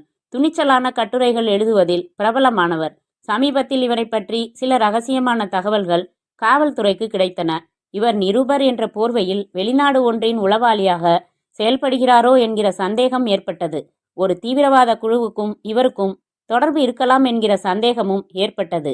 அதனால் காவல்துறை இவரை மிக ரகசியமாக கண்காணித்து வந்தது. நேற்றிரவு திடீரென்று இவரது வீட்டை சோதனை போட்டபோது தீவிரவாதிகள் பயன்படுத்தும் நவீன ரக வெடிகுண்டுகள் சில கைப்பற்றப்பட்டன. ஹரிகிருஷ்ணனை விசாரணைக்காக போலீசார் அழைத்து சென்றனர். போகிற வழியில் ஹரிகிருஷ்ணன் திடீரென்று தீவிரவாதிகள் பயன்படுத்தும் சயனைடு என்னும் விஷ கேப்சியூலை குடித்து தற்கொலை செய்து கொண்டதால் அவர் தொடர்பு கொண்டிருந்த தீவிரவாத இயக்கம் பற்றிய தகவல்களை அவரிடம் விசாரிக்க முடியவில்லை. எனினும் அவருடைய வீட்டில் மேலும் பரிபூரணமாக சோதனை செய்து வருவதோடு ஹரிகிருஷ்ணன் தொடர்பு கொண்டிருந்த நபர்களை தீவிரமாக விசாரிப்போம் என்றும் நமது நிருபரிடம் டிஐஜி கதிரேசன் தெரிவித்தார். பயங்கரமான ஆளியா இந்த கதிரேசன். ஏன் சார், அவனை டேமேஜ் பண்ணியானா அவன் பேரையும் சேர்த்து டேமேஜ் பண்ணியிருக்காரு பாரு. காலங்காத்தால ஃபோன் செஞ்சு எல்லாம் ஆச்சுன்னு தகவல் சொன்னாரு. அவன் வாய்க்குள்ள கட்டாயப்படுத்தி அந்த கேப்சூலை போடுறக்குள்ள போதும் போதும்னு ஆயிடுச்சான். பிழைக்க தெரியாதவன் சார். நானும் கிளிப்பிள்ளைக்கு சொல்ற மாதிரி தான் எடுத்து சொன்னேன். சினிமால ஹீரோக்கள் அநியாயத்தை எதிர்த்து ஜெயிக்கிறதா காட்டுறாங்க பாரு, அதை பார்த்து கெட்டு போயிடுறாங்கப்பா. இன்னும் கல்யாணம் கூட ஆகல, தேவையா அந்த சாவு? நாம பாட்டுக்கு சும்மா இருந்தாலும் அனாவசியத்துக்கு நம்மளை உசுப்பி விட்டுடுறானுங்க. யாருன்னு பாரு. ஹலோ, எஸ், சொல்லுங்க. 1 மினிட் சார். நீதிமணி பத்திரிகையிலேருந்து பேசுகிறாங்க. உங்களை பேட்டி எடுக்கணுமா? உங்களை பற்றி அவதூறா கட்டுரை எழுதின மறுவாரம் நிருபர் ஹரிகிருஷ்ணன் இந்த மாதிரி விவகாரத்தில் மாட்டியிருக்காரே, இதை பற்றி உங்கள் கருத்து என்ன? இதானையா கேட்க போகிறான்? பதில் சொல்ல விரும்பலன்னு சொல்லணும். இல்லைன்னா போலீஸ் விசாரணையில் இருக்கிற ஒரு மரணம் பற்றி நான் எதுவும் அபிப்பிராயம் சொல்லக்கூடாதுன்னு சொல்லணும். அத்தோட எந்திரிச்சு போக மாட்டானுங்க, நோண்டி நோண்டி கேட்பானுங்க. நான் இருக்கேன்னு சொல்லிட்டியா? இல்லையே, உடம்பு சரியில்லாமல் ரெஸ்ட் எடுக்கிறாரு, 2 நாள் கழிச்சு ஃபோன் பண்ணிட்டு வரலாம்னு சொல்லிடு தமிழு. ஹலோ, மினிஸ்டர் ரெஸ்ட்டில் இருக்காரு, உடம்பு சரியில்லை, இப்போ ஸ்ட்ரெயின் வேணாம்னு டாக்டர் சொல்லியிருக்காங்க. நீங்கள் 2 நாள் கழிச்சு ஃபோன் பண்ணுறீங்களா? வெல்கம். எனக்கு மூட் அவுட் ஆகி குதிரையை மிஸ் பண்ணிட்டது தான் வருத்தமாக இருக்குது. வெளியூர் போயிடுங்களேன் சார், பார்ப்போம். அப்புறம் ஒரு சின்ன விஷயம். என்ன? மென்டல் ஹாஸ்பிட்டல்லேருந்து டாக்டர் வாசுன்னு ஒருத்தர் ஃபோன் செஞ்சு பேசினார் என்கிட்ட. என்னவா? அவர் புதுசாக டியூட்டியில் ஜாயின் பண்ணியிருக்காராம். ராஜாத்திக்கு நவீன முறையில் சில சிகிச்சைகளை கொடுத்தா அவளோட பைத்தியத்தை தெரிஞ்சு ரொம்ப சீக்கிரத்தில் சரி பண்ணிடலாமா. அவள் குணமாகலன்னு யார் அழுதா இப்போ? நாம் சேர்த்து விட்ட பேஷண்ட்டுங்கிறதுனால நம்மக்கிட்ட பேசுகிறாரு. கொஞ்சம் பணம் செலவாகுமா, என்னென்னமோ தெரப்பின்னு மெடிக்கல் டேர்ம்ஸ் எல்லாம் சொன்னார். அதெல்லாம் ஒரு அளவும் வேணாம், பொத்திக்கிட்டு இருக்க சொல்லு. அதுவாக குணமாகறப்ப ஆனால் போதும்னு சொல்லு. சொல்லிட்டேன். அவள் புருஷனோட அட்ரஸ் கேட்குறாரு. என்னையா அது? இந்த ஆளுக்கு என்ன அவ்வளவு அக்கறை? புருஷனுக்கு பைத்தியம் பிடிச்ச பொண்டாட்டி மேலே ஆர்வம் இல்லைன்னு தானே ஏற்கனவே சொல்லி வச்சுருக்கோம். ஆமாம், புருஷனையும் பொண்டாட்டியையும் இவர் சேர்த்து வைக்கிறாராம். தியாகுவுக்கு சிங்கப்பூரில் எப்போ கான்ட்ராக்ட் முடியுது? இன்னும் 1 வருஷம் இருக்குது சார். அவன் வர்றப்போ ராஜாத்தி பைத்தியமாகவே இருந்தாதான் பரவாயில்ல. அவள் குணமாயிட்டா பிரச்சனை தமிழு. ஹரிகிருஷ்ணன் ரூட்டை கிளியர் செஞ்ச மாதிரி ராஜாத்தி ரூட்டையும் எப்பயோ கிளியர் பண்ணியிருக்கலாம். நீங்கள் தான் பொம்பளைன்னு பரிதாபப்பட்டு ஆஸ்பத்திரியில் சேர்க்க சொன்னீங்க. பாவம் தமிழு, கொஞ்சமாச்சு ஈரம் வேணும் மனுஷனுக்கு. ஹரிகிருஷ்ணன் வேற, ராஜாத்தி வேற. காலை கொத்த வந்த படம் எடுத்த பாம்பை கொல்றது தவிர்க்க முடியாது. அடுத்த வீட்டு பசுன்னாலும் நமக்கு விசுவாசமா பால் கொடுத்துட்டு இருந்த பசுப்பா அந்த ராஜாத்தி. கொடுக்க வச்சிங்க. எப்படியோ எவ்வளவு காரியம் நடந்திருக்கு ராஜாத்தியால, ஒரு நன்றி வேணாமா? அதனால தான் அவள் சாக வேணாம்னு அன்னைக்கும் நினச்சேன், இன்னைக்கும் நினைக்கிறேன். ரொம்ப சிக்கலாகிற மாதிரி இருந்தா அப்போ பார்த்துக்கலாமே தமிழு. சரி சார், இந்த டாக்டர் சும்மா இருக்க மாட்டானா? ஏதாச்சும் பதில் சொல்லணுமே சார். பணத்துக்கு ஏற்பாடு செய்கிறேன்னு சொல்லு. நிஜமாவே ஏற்பாடு செய்ய போகிறோமா என்ன? ஆமாம், பணத்துக்கு இல்லை, பின்ன அந்த டாக்டரோட டிரான்ஸ்ஃபருக்கு. அத்தியாயம் 6. கௌதம். ம். அப்படியே காரை ஓரமா நிறுத்தேன். ஏன்? நிறுத்தேன் சொல்றேன். நிறுத்திட்டேன். என்ன சொல்ல போற? ஐ லவ் யூப்பா. ஏய், நீ கிஸ் அடிக்க போறன்னு சொல்லியிருந்தா நான் கொஞ்சம் தயாரா இருந்திருப்பேனே பிரீத்தி. இதுல என்ன தயார்படுத்திக்கிறதுக்கு இருக்கு? கிரிப்பே இல்லையே. மீன் கொத்துற மாதிரி கொத்தி முடிச்சிட்டியே. கமான்யா, நிதானமா ஒரு தடவை ப்ளீஸ். முத்தத்தை இவ்வளவு ஜெட்டு வேகத்துல கொடுக்க கூடாதுமா. நான் சொல்லித்தரேன் பாரு. ஏய், சும்மா இரு. நான் பாட்டுக்கு ஒழுங்கா தானே காரை ஓட்டிக்கிட்டு இருந்தேன். நீ தானே என்ன உசுப்பேத்தின. திடீர்னு உனக்கு கிஸ் தரணும் மாதிரி தோணுச்சு. அந்த மாதிரி எங்களுக்கு தோணுதா? முதல்ல மீசை வை கௌதம். சகிக்கல. வேணும் நான் மலிச்சேன். சேவ் பண்ணிக்கிட்டு இருந்தப்போ அம்மா கூப்பிட்டாங்கன்னு சட்டுன்னு திரும்பினேன்னா கால்வாசி மீசை அம்பேல். அப்படியே விட்டா இன்னும் கோரமா இருக்கும்னு எடுத்துட்டேன். பொம்பளை மாதிரி இருக்க. ஷாருக்கான் மாதிரி இருக்கிறதா பவித்ரா சொன்னான். பவித்ரா? யார் அது? நான் வழக்கமா வீடியோ கேசட் எடுக்கிற கடையில் இருக்கிற பொண்ணு. அவளுக்கு என்ன ஓ மீசையை பத்தி கமெண்ட் அடிக்கிற உரிமை? உடனே ஜலசியா? அவ புது ஹேர் ஸ்டைல் பண்ணியிருந்தா நல்லா இருக்குன்னு நான் கமெண்ட் அடிப்பேன். அந்த மாதிரி தான் பிரீத்தி. முதல்ல ஒன்னத்தான் உதைக்கணும் படவா. என்ன லவ் பண்ணிட்டு கண்ட பொம்பளைங்களையும் சைட் அடிக்கிறது என்ன பழக்கம்? கல்யாணத்துக்கு அப்புறம் நிச்சயம் காதை திருகிடுவ. அது வரைக்கும் கொஞ்சம் சுதந்திரமா இருக்கலாமேன்னு தான். சி போ. இந்த மாதிரி நடந்துக்கிட்டா உன்னை கல்யாணம் பண்ணிக்கிறத பத்தியே நான் மறுபரிசீலனை செய்ய வேண்டியிருக்கும். அம்மா தாயே, கொஞ்சம் கருணை வைங்கம்மா. வேணும்னா எத்தனை பொட்டி வேணும்னு கேளுங்க, கொடுத்துடுறேன். அது என்ன பொட்டி? மந்திரி பொண்ணுக்கு பொட்டி பத்தி டியூஷன் எடுக்கணுமா? ஏய், அனாவசியமா எங்க அப்பாவை இழுக்காத கௌதம். என் வருங்கால மாமனார் பத்தி பேச எனக்கு உரிமை இல்லையா? அது சரி, உங்க அப்பா 2 வேஷம் போடுறவர்னு சொல்றாங்களே, அப்படியா? அதென்ன 2 வேஷம்? ஒரு பக்கம் நேர்மையான அரசியல்வாதி, இன்னொரு பக்கம் சுயலாபத்துக்காக கொடூரமா நடந்துக்கிறவர். இப்படியெல்லாம் பேசாத, எனக்கு கோபம் வரும். எங்க அப்பா என்னை பொறுத்த வரைக்கும் பாசமா இருக்காரு. மற்றபடி அவரோட அரசியல் விவகாரங்கள் எல்லாம் எனக்கு தெரியவும் தெரியாது, புரியவும் புரியாது. எதுக்கு ஈவினிங் மூட கெடுக்கிற கௌதம்? ஓகே விடு. நம்ம லவ் மேட்டர் உங்க அப்பாவுக்கு தெரியுமா? தெரியாது. தெரிஞ்சா எப்படி ரியாக்ட் பண்ணுவார்? அவர் இந்த ஜென்ரேஷனை நல்லா புரிஞ்சு வச்சிருக்கிறவரு. என் செலக்ஷன்ல தப்பு இருக்காதுன்னு அவருக்கு தெரியும். என் விருப்பத்துக்கு எதிராக எப்பவும் நடக்க மாட்டாரு. ரைட்டு. அப்படின்னா நான் எப்போ வந்து அவரை பார்த்து பேசட்டும்? எதுக்கு? எதுக்கா? சரியா போச்சு. காலகாலமா லவ் பண்ணிக்கிட்டே இருந்துடுறதா? கல்யாணம் சாந்தி கல்யாணம்னு எவ்வளவு இருக்கு. அவசரப்படாத. நான் அவரோட மூடு பார்த்து சொல்றேன். அதான் எதிர்ப்பு சொல்ல மாட்டாருன்னு சொல்றியே. ஆனாலும் நல்ல மூடு பார்த்து பேசினா தானே பரவாயில்ல. பெரிய விஷயம் இல்லையா இது? ஓகே, புறப்படலாமா? ம். புறப்படுறதுக்கு முன்னாடி இன்னொரு மீன் கொத்தி முத்தம் கூட. அதெல்லாம் கேட்டு வாங்கக்கூடாது. மூடு வந்து நானா தரணும் மை பாய். ஸ்டார்ட் பண்ணு. அடுத்த தடவை உனக்கு மூடு வர்றப்ப ஒரே ஒரு நிமிஷம் முன்னாடியே சொல்லிடுமா ப்ளீஸ். அத்தியாயம் 7. சிஸ்டர். என்ன டாக்டர்? ஒரே மர்மமா இருக்கே. எதை சொல்றீங்க டாக்டர்? ராஜாத்தி விஷயமா? அவளை இங்கே அட்மிட் செஞ்ச மினிஸ்டரோட செக்ரட்டரி தமிழரசன் கிட்ட பேசினேன். பட்டுக்காம பேசுறாரு. சிங்கப்பூர்ல இருக்கிற இவ புருஷனோட அட்ரஸ் தர தயங்குறாரு. மழுப்பி பேசுறாரு. பணம் ஏற்பாடு பண்றேன்னு சும்மா ஒப்புக்கு சொன்ன மாதிரி தான் இருந்துச்சு. சொந்த புருஷனுக்கே அக்கறை இல்லாதப்போ நாம ஏன் அக்கறை பட்டுக்கணும்னு தானே டாக்டர் யாருமே நினைப்பாங்க. அதனால நான் மர்மமா இருக்கும்னு சொல்லல சிஸ்டர். அப்புறம் ராஜாத்திய கவனிச்சிருக்கீங்களா? அவளோட இடுப்புல ஒரு காயத்தழும்பு இருக்கு. ஆமா, அது தீப்புண்ணால ஏற்பட்ட காயம். அதோட சைஸை வச்சு சிகரெட்டால சுட்டு அந்த காயம் ஏற்பட்டிருக்கலாம்னு கெஸ் பண்ணினேன். ராஜாத்திக்கு குளிப்பாட்டி விடுற ஆயாவை கூப்பிட்டு விசாரிச்சேன். அது உடம்புல அந்த மாதிரி தீப்புண் தழும்புகள் 10-15க்கு மேல இருக்கான். குறிப்பா பிரஸ்ட்ல. அந்த புருஷன் வக்கிரம் பிடிச்சவனா இருப்பான் போலிருக்கு. அவனோட வக்கிரத்தனமான நடத்தைகளால தான் இவளுக்கு பைத்தியம் பிடிச்சிருக்கலாம். இவளோட மெடிக்கல் ரிப்போர்ட்டை தரோவா பார்த்தேன். இவ இங்க அட்மிட் ஆன சமயத்துல இவ உடம்புல நிறைய போதைப் பொருளோட ரத்த கலப்பு இருந்திருக்கு. ஊசி போடு ஊசி போடுன்னு கெஞ்சிருக்கா. முதல் கட்டமா இவளுக்கு ஏற்பட்ட போதை மருந்து அடிக்ஷனை நிறுத்தியிருக்காங்க. அது எனக்கே தெரியும் டாக்டர். அந்த ஊசி போடுன்னு அலறுவா.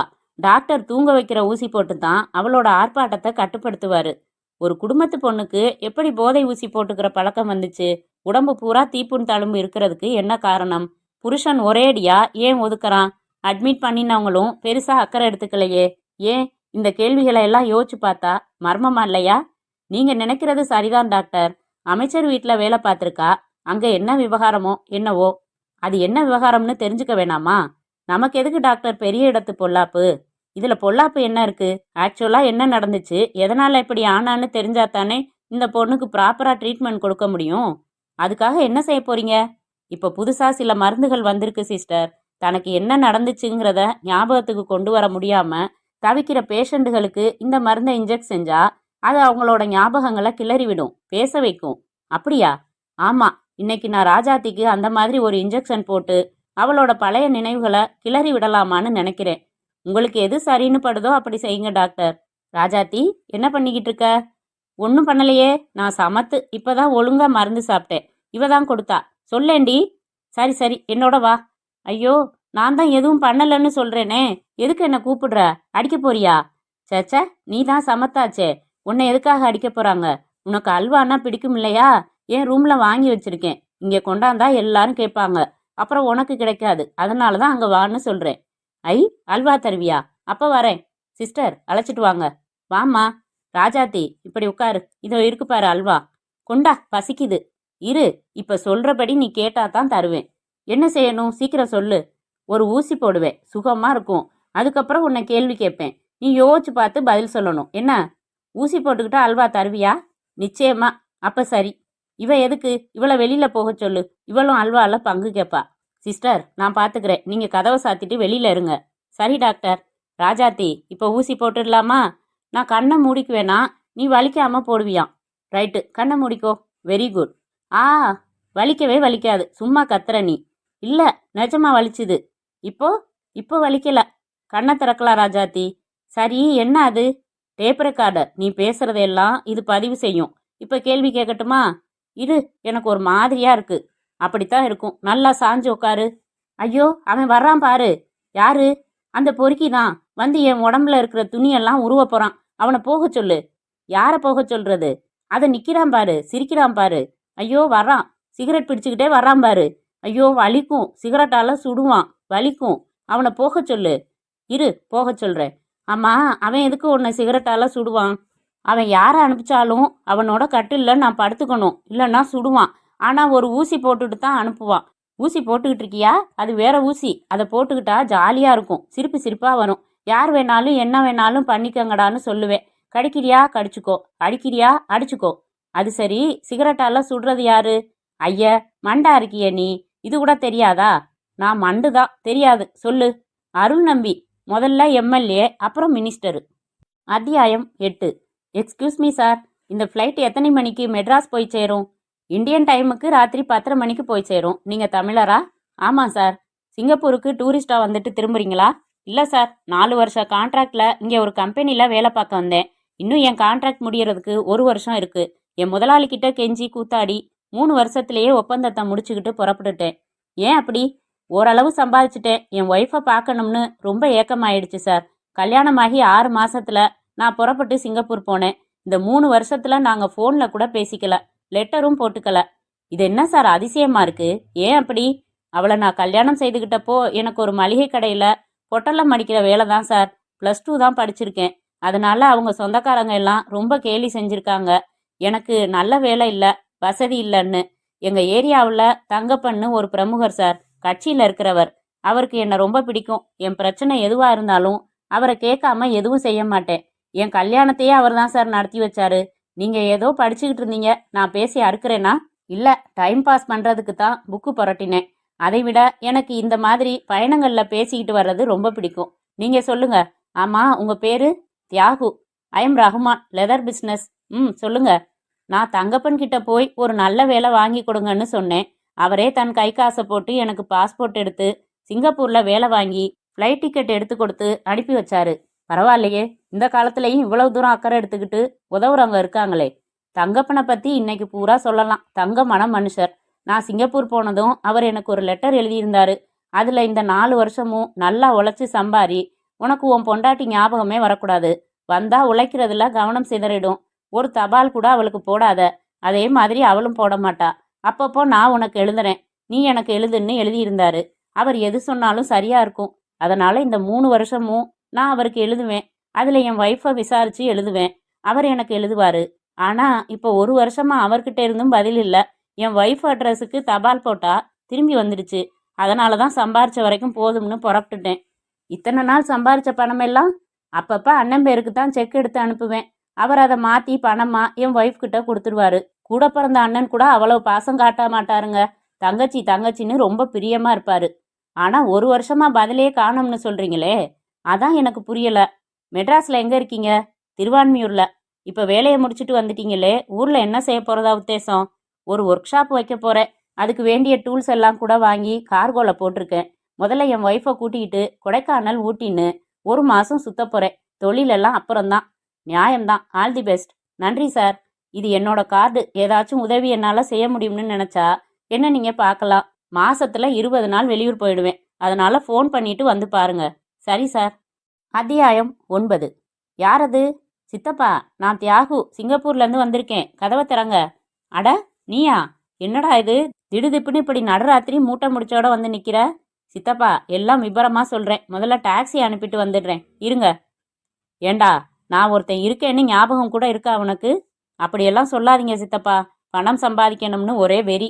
ஓவர் டைம், பார்ட் டைம்னு அப்படி உழைச்சிக்கிட்டு இருந்தேன். இந்த 3 வருஷமும் ஒரு நாளைக்கு 4 மணி நேரம் தான் தூங்கிட்டு இருந்தேன் தெரியுமா? என் பொண்டாட்டிக்கு கூட ஒரு தபால் போடலைன்னா பார்த்துக்கங்களேன். அது சரி, உன் ஒய்ஃப் இப்போ எங்கே இருக்கு? என்ன சித்தப்பா, நான் உங்களை கேட்க நினச்ச கேள்வியை நீங்கள் என்ன கேட்குறீங்க? டாக்ஸியை நேராக நான் குடியிருந்த வீட்டுக்கு தான் விட சொன்னேன்.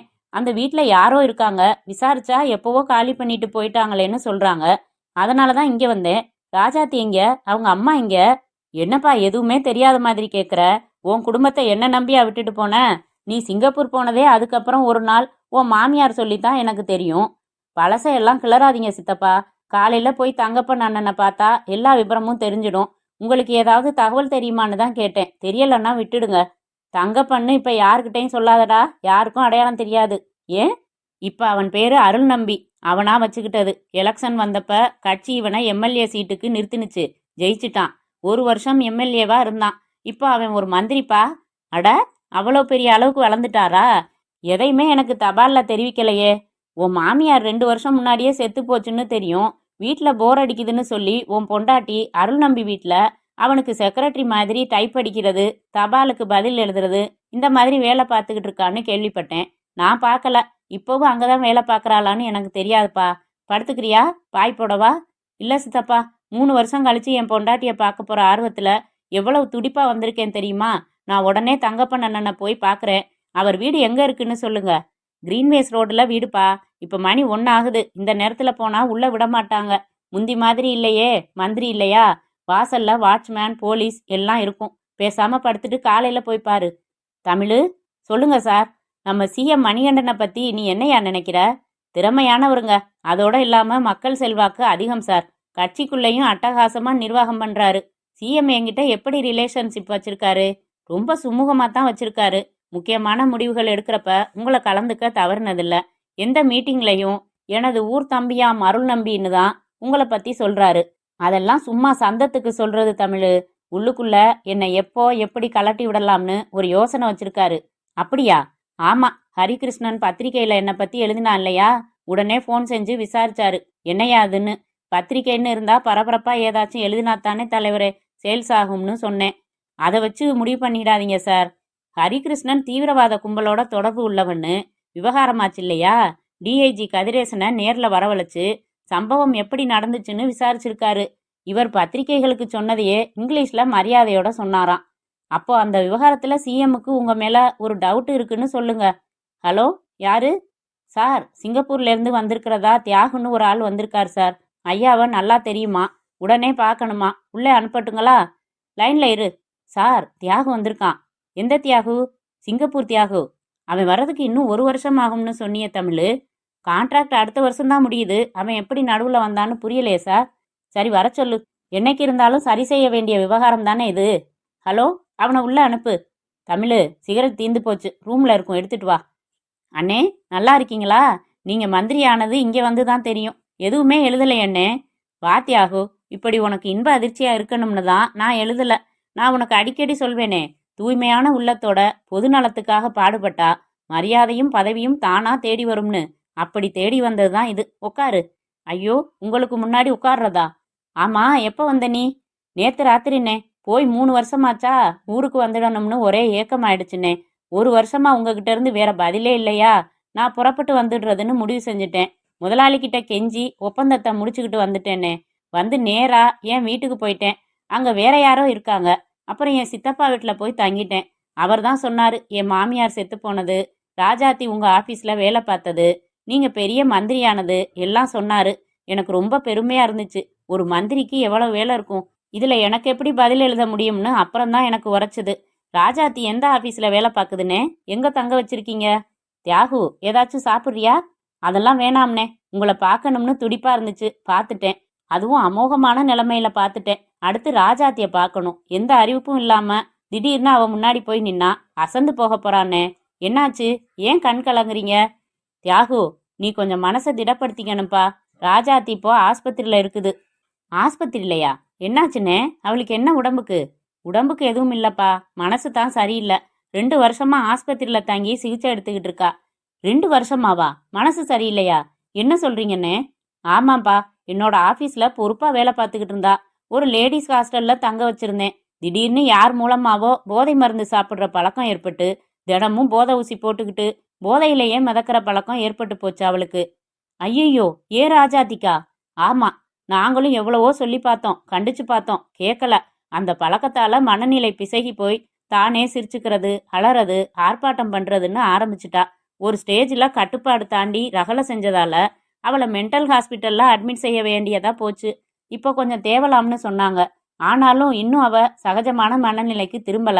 கடல் கடந்து ஒப்பந்தம் அடிப்படையில வெளிநாடு போயிருக்கிற உனக்கு இதையெல்லாம் எப்படி தெரியப்படுத்துறது? தெரியப்படுத்தினா உன்னால தாங்கிக்க முடியுமா? அதனாலதான் எதுவுமே எழுதல. நீ ஊருக்கு திரும்புறதுக்குள்ள ராஜாத்திய பழையபடி நல்லா குணப்படுத்திடணும்னு ரொம்ப காஸ்ட்லியான சிகிச்சையெல்லாம் தர சொல்லியிருந்தேன். திடீர்னு நீ வந்து நிக்கிற. அண்ணே, என்னால இதையெல்லாம் தாங்க முடியலண்ணே. எவ்வளவு ஆசையா புறப்பட்டு வந்தேன் தெரியுமா? என்னப்பா செய்யறது? நாம நினைக்கிறது ஒண்ணு, நடக்கிறது ஒண்ணு. இதானே வாழ்க்கை. மனசை தேத்திக்கோ. ஆஸ்பத்திரி அட்ரஸ் தரேன், அவங்களுக்கு ஃபோன் செஞ்சு சொல்றேன். போய் ராஜாத்திய பாரு. ஆனா இப்போ அவளை டிஸ்சார்ஜ் பண்ண மாட்டாங்க. தைரியமாரு, முதல்ல போய் பார்த்துட்டு வா. அப்புறம் மேற்கொண்டு என்ன செய்யலாம்னு பேசிக்கலாம். அத்தியாயம் 10. சார் வணக்கம், என் பேரு தியாகு. உட்காருங்க, நான் டாக்டர் வாசு. இப்போவாவது உங்க மனைவியை பார்க்கணும்னு உங்களுக்கு பொறுப்பு வந்துச்சே. ஃபோன் செஞ்சாங்க நீங்க வரப்போறீங்கன்னு. அதை எப்படி சார் இத்தனை நாளா அலட்சியப்படுத்தினவர் இப்போ திடீர்னு அக்கறை வந்து பார்க்க வந்திருக்கீங்க? டாக்டர், எனக்கு ராஜாத்தி பத்தி எந்த தகவலும் தெரியாது. இன்னைக்கு காலையில தான் தெரியும். நான் சிங்கப்பூர்லேருந்து நேற்று ராத்திரி தான் வந்தேன். நான் வருத்தப்படுவேன்னு எனக்கு யாரும் தகவல் தரல. ஏன் சார் இப்படி பொய் சொல்றீங்க? உங்க மனைவி பத்தி உங்களுக்கு தகவல் கொடுத்தப்போ அவளுக்கு பைத்தியம் பிடிச்சதை காரணமா காட்டி டைவர்ஸ் வாங்க முடியுமான்னு கேட்டு நீங்க உதாசீனப்படுத்தல? யார், நானா? சத்தியமா இல்ல டாக்டர். இங்கே அப்படித்தானே தகவல் தந்தாங்க. யாரு? மினிஸ்டரோட செக்ரட்டரி தமிழரசன். அவர் தான் உங்க மனைவியை இங்கே அட்மிட் பண்ணியிருக்காரு. அவர் ஏன் இப்படி பச்சை பொய் சொல்லணும்? புரியல டாக்டர். எனக்கு என் மனைவியோட கண்டிஷன் பத்தி இன்னைக்கு காலையில தான் தெரியும். இதை நம்புங்க. அப்படியா? என்ன டாக்டர் யோசிக்கிறீங்க? ஒண்ணுமில்ல, வாங்க முதல்ல உங்க ஒய்ஃபை பாருங்க, அதுக்கப்புறம் பேசலாம். உங்க மனைவி உங்களை பார்த்ததும் எப்படி ரியாக்ட் பண்ணுவாங்கன்னு சொல்ல முடியாது. அவங்களுக்கு முன்னாடி உணர்ச்சி வசப்பட்டு எதுவும் பேசிட வேணாம். வாங்க, இந்த ரூம் தான். ஐயோ, ஏன் ராஜாத்தியா? ரோஜாப்பூ மாதிரி எவ்வளவு அழகா குண்டா இருப்பா. இது என்ன நிலைமை? ராஜாத்தி, இதோ பாருமா, இங்க என்ன பாரு. என்னம்மா இப்படி பண்ணிட்ட? உன்னை நீயே இப்படி அழிச்சுக்கிட்டியே. தியாகு, கொஞ்சம் அமைதியா இருங்க. ராஜாத்தி, இவரை தெரியுதா இல்லையா? யார் இவர் சொல்லு. இவனை எனக்கு நல்லா தெரியுமே. இவன் தான் எனக்கு ஊசி போடுறவன், சிகரெட்டால சுடுறவன், பொறுக்கி திருடன். இவனை எதுக்கு இங்க கூட்டிட்டு வந்த? அழைச்சிக்கிட்டு போ. போடா. ஏண்டா இங்க வந்த? கிட்ட வந்தா கடிச்சிடுவேன். டாக்டர், என்ன இவளுக்கு தெரியலையா? என்ன கொடுமை பாருங்க. என்னென்னமோ பேசுறாளே. தொட்டு தாலி கட்டின புருஷனை தெரியல பாருங்க. ஏய், டூப்பு சொல்லாத திருட்டு பயல. நீ தொட்ட, சும்மா சும்மா தொட்ட. எப்ப தாலி கட்டுன? நான் என்ன பைத்தியமா மறந்து போறதுக்கு? டாக்டரு, இவன் பாரு டூப் டூப்பா சொல்றான். எனக்கு கோபம் வந்தா இந்த ஜாடியை கீழே போட்டு உடைச்சிடுவேன். இல்லைன்னா இவன் மூஞ்சிலே வீசட்டுமா? வேணாமா, நான் இவரை கூட்டிட்டு போயிடுறேன்.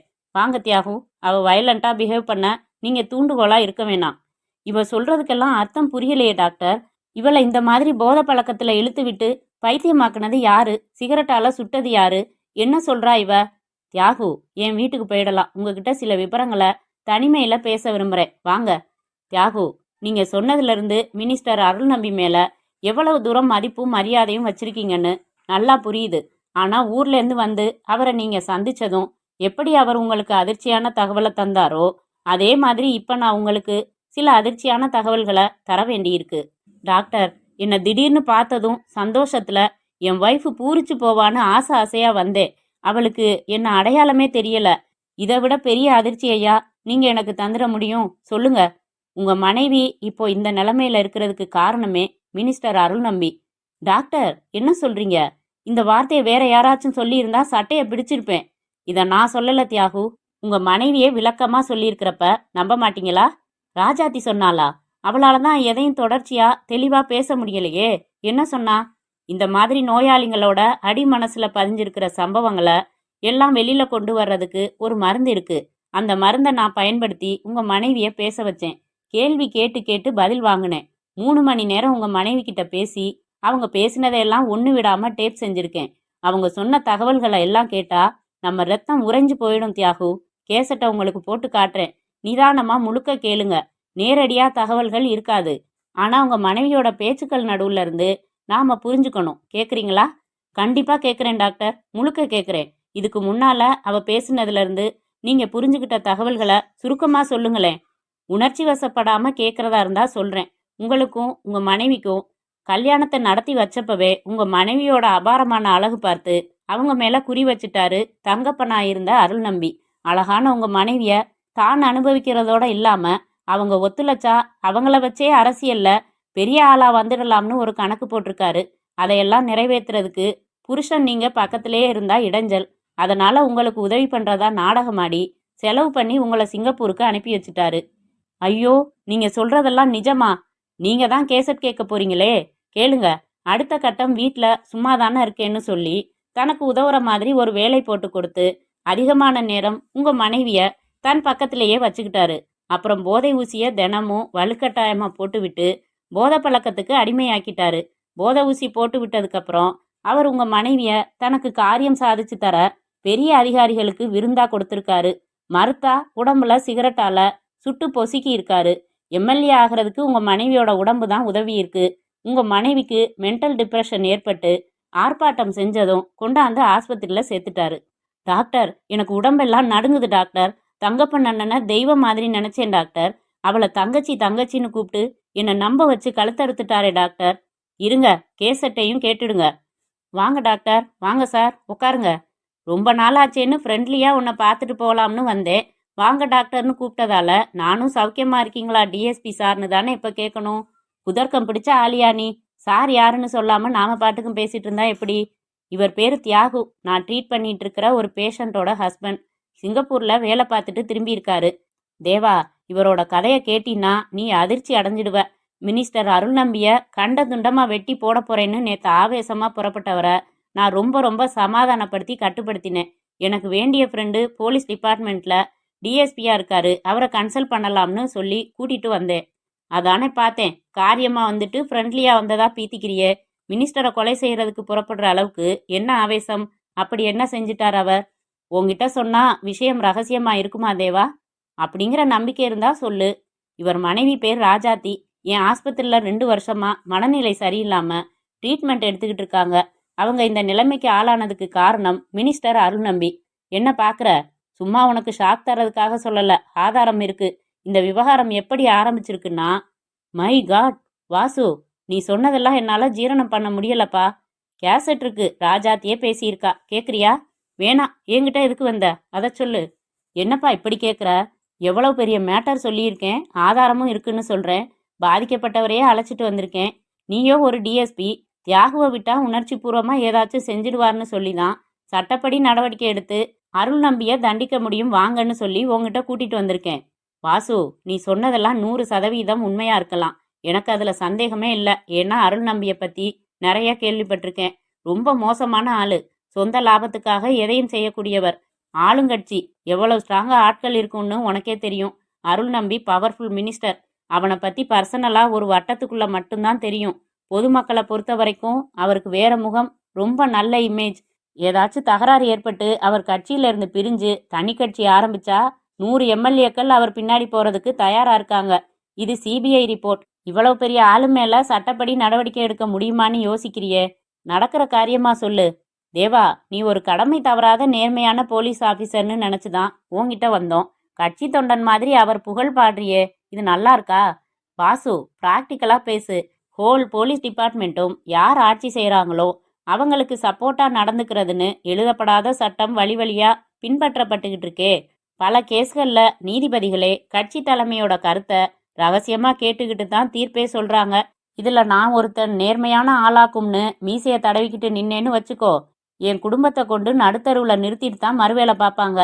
இப்போ நான் புகார் எழுதி கொடுத்தா என்னதான் நடவடிக்கை எடுப்ப? பொய்யான கம்ப்ளைண்ட்னு ரிஜெக்ட் பண்ணிடுவேன். சீரியஸா பார்த்தாலும் நீ சொல்றதுக்கெல்லாம் சரியான ஆதாரம் இல்ல வாசு.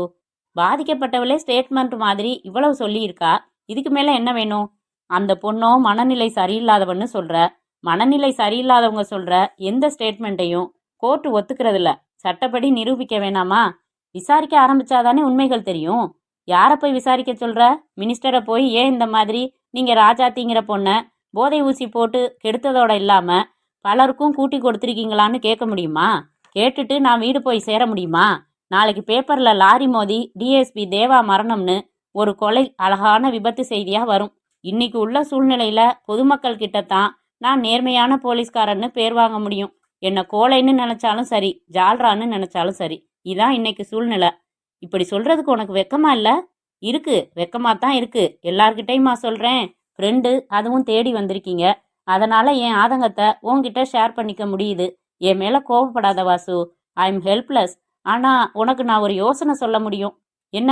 மினிஸ்டர் அருள் நம்பியை பிடிக்காத அவரை எதிர்த்து எழுதுற பத்திரிகை நீதிமணி, அதோட ஆசிரியர் ராஜாராம் ரொம்ப துணிச்சலான ஜேர்னலிஸ்ட். நீ இவரை அழைச்சிக்கிட்டு அவரை போய் பாரு, எல்லாம் சொல்லு. இந்த நியூஸ் அவருக்கு லட்டு மாதிரி. அவர் ஸ்டோரியா எழுதிடுவாரு. பொதுமக்களுக்கு தெரிய வரும், எதிர்கட்சிகளுக்கு தெரிய வரும், பெரிய பிரச்சனையா வெடிக்கும். அப்படி அருள் நம்பியோட இமேஜை உடைக்கலாம். அவர் செல்வாக்க சீரழிச்சு பதவி இறக்க வைக்கலாம். அந்த மாதிரி வேணும்னா செய்யலாம். போலீஸ் நடவடிக்கையெல்லாம் எடுக்க முடியும்னு கனவு கூட காணாத. இவ்வளவு தூரம் பொறுமையா வேற யாரும் சொல்ல மாட்டான். வேற எந்த போலீஸ்காரங்கிட்டையும் இவரை கூட்டிக்கிட்டு போய் என்கிட்ட சொன்ன மாதிரி கதை கதையா சொல்லிக்கிட்டு இருக்காத. இவருக்கும் இவர் மனைவிக்கும் பிரச்சனைகள் வரலாம். புரிஞ்சுதா? டாக்டர், சார் சொல்ற மாதிரி அந்த பத்திரிகைக்காரரை பார்க்கலாம்னு தான் எனக்கும் தோணுது. என்ன ஆனாலும் சரின்னு துணிஞ்சிட்டா மினிஸ்டர் அருள் நம்பிய ஒரே சீவா சீவறதுக்கு ரொம்ப நேரம் ஆயிடாது எனக்கு. பொதுமக்கள் அவனை பத்தி வச்சிருக்கிற நல்ல அபிப்பிராயம் தப்பானதுன்னு நிரூபிக்கணும். அவனோட சுயரூபத்தை வெளிச்சம் போட்டு காட்டணும். அவனோட அதிகார பலமா இல்ல என்னோட உண்மையோட பலமா எது ஜெயிக்க போகுதுன்னு பார்த்துடணும். இதனால எனக்கு என்ன ஆனாலும் சரிங்க. தியாகு, கை கொடுங்க. இது ஸ்பிரிட். நீங்க பத்திரிகை ஆசிரியர் ராஜாராம பாருங்க. அவர் உங்களுக்கு எல்லா யோசனைகளும் சொல்லுவாரு. எக்காரணம் கொண்டும் கொலைய பத்தி சிந்திக்காதீங்க. அதனால எந்த பிரயோஜனமும் இல்ல. எதுக்காக செத்தார்னு தெரியாமலேயே போய் அவர் தியாகி ஆயிடுவாரு. அவர் சாவுலையும் கட்சி லாபம் தேடிக்கும். புரிஞ்சுதா? புரியுது சார், நாங்க புறப்படுறோம். அத்தியாயம் 11. என்ன சார் யோசிக்கிறீங்க? இந்த கேசட்ல என் ஒய்ஃபு சொல்லியிருக்கிற அத்தனை விஷயங்களையும் ஒன்று விடாம உங்க பத்திரிகையில வெளியிடுங்க சார். எனக்கு பூரண சம்மதம். அவளோட மானம் போனது ஊர் பூரா தெரிஞ்சாலும் பரவாயில்ல. ஒரு அயோக்கியன் மந்திரியா இருக்கக்கூடாது சார். வேணும்னா என் ஒய்ஃபை போட்டோ எடுத்து உங்க பத்திரிகையோட அட்டையில போடுங்க. இதனால எனக்கோ என் மனைவிக்கோ என்ன ஆபத்து வந்தாலும் சரி, பரவாயில்ல. எதுக்கும் நாங்க தயாரா இருக்கோம். சொல்லுங்க டாக்டர். இருங்க தியாகு, இந்த மேட்ரை எப்படி செய்யலாம்னு அவர் யோசிச்சுக்கிட்டு இருக்காரு. அவரை யோசிக்க விடாம படபடன்னு பேசினா எப்படி? கொஞ்சம் பொறுமையா இருங்க. டாக்டர், இந்த மேட்ரை எப்படி ப்ரெசன்ட் பண்ணலாம்னு நான் யோசிக்கல. இதை நம்ம பத்திரிகையில பண்ணணுமான்னு தான் யோசனை பண்ணிக்கிட்டு இருக்கேன். என்ன மிஸ்டர் ராஜாராம், உங்க பத்திரிகையினாலே ஆளுங்கட்சிக்காரங்க கதி கலங்குறாங்க.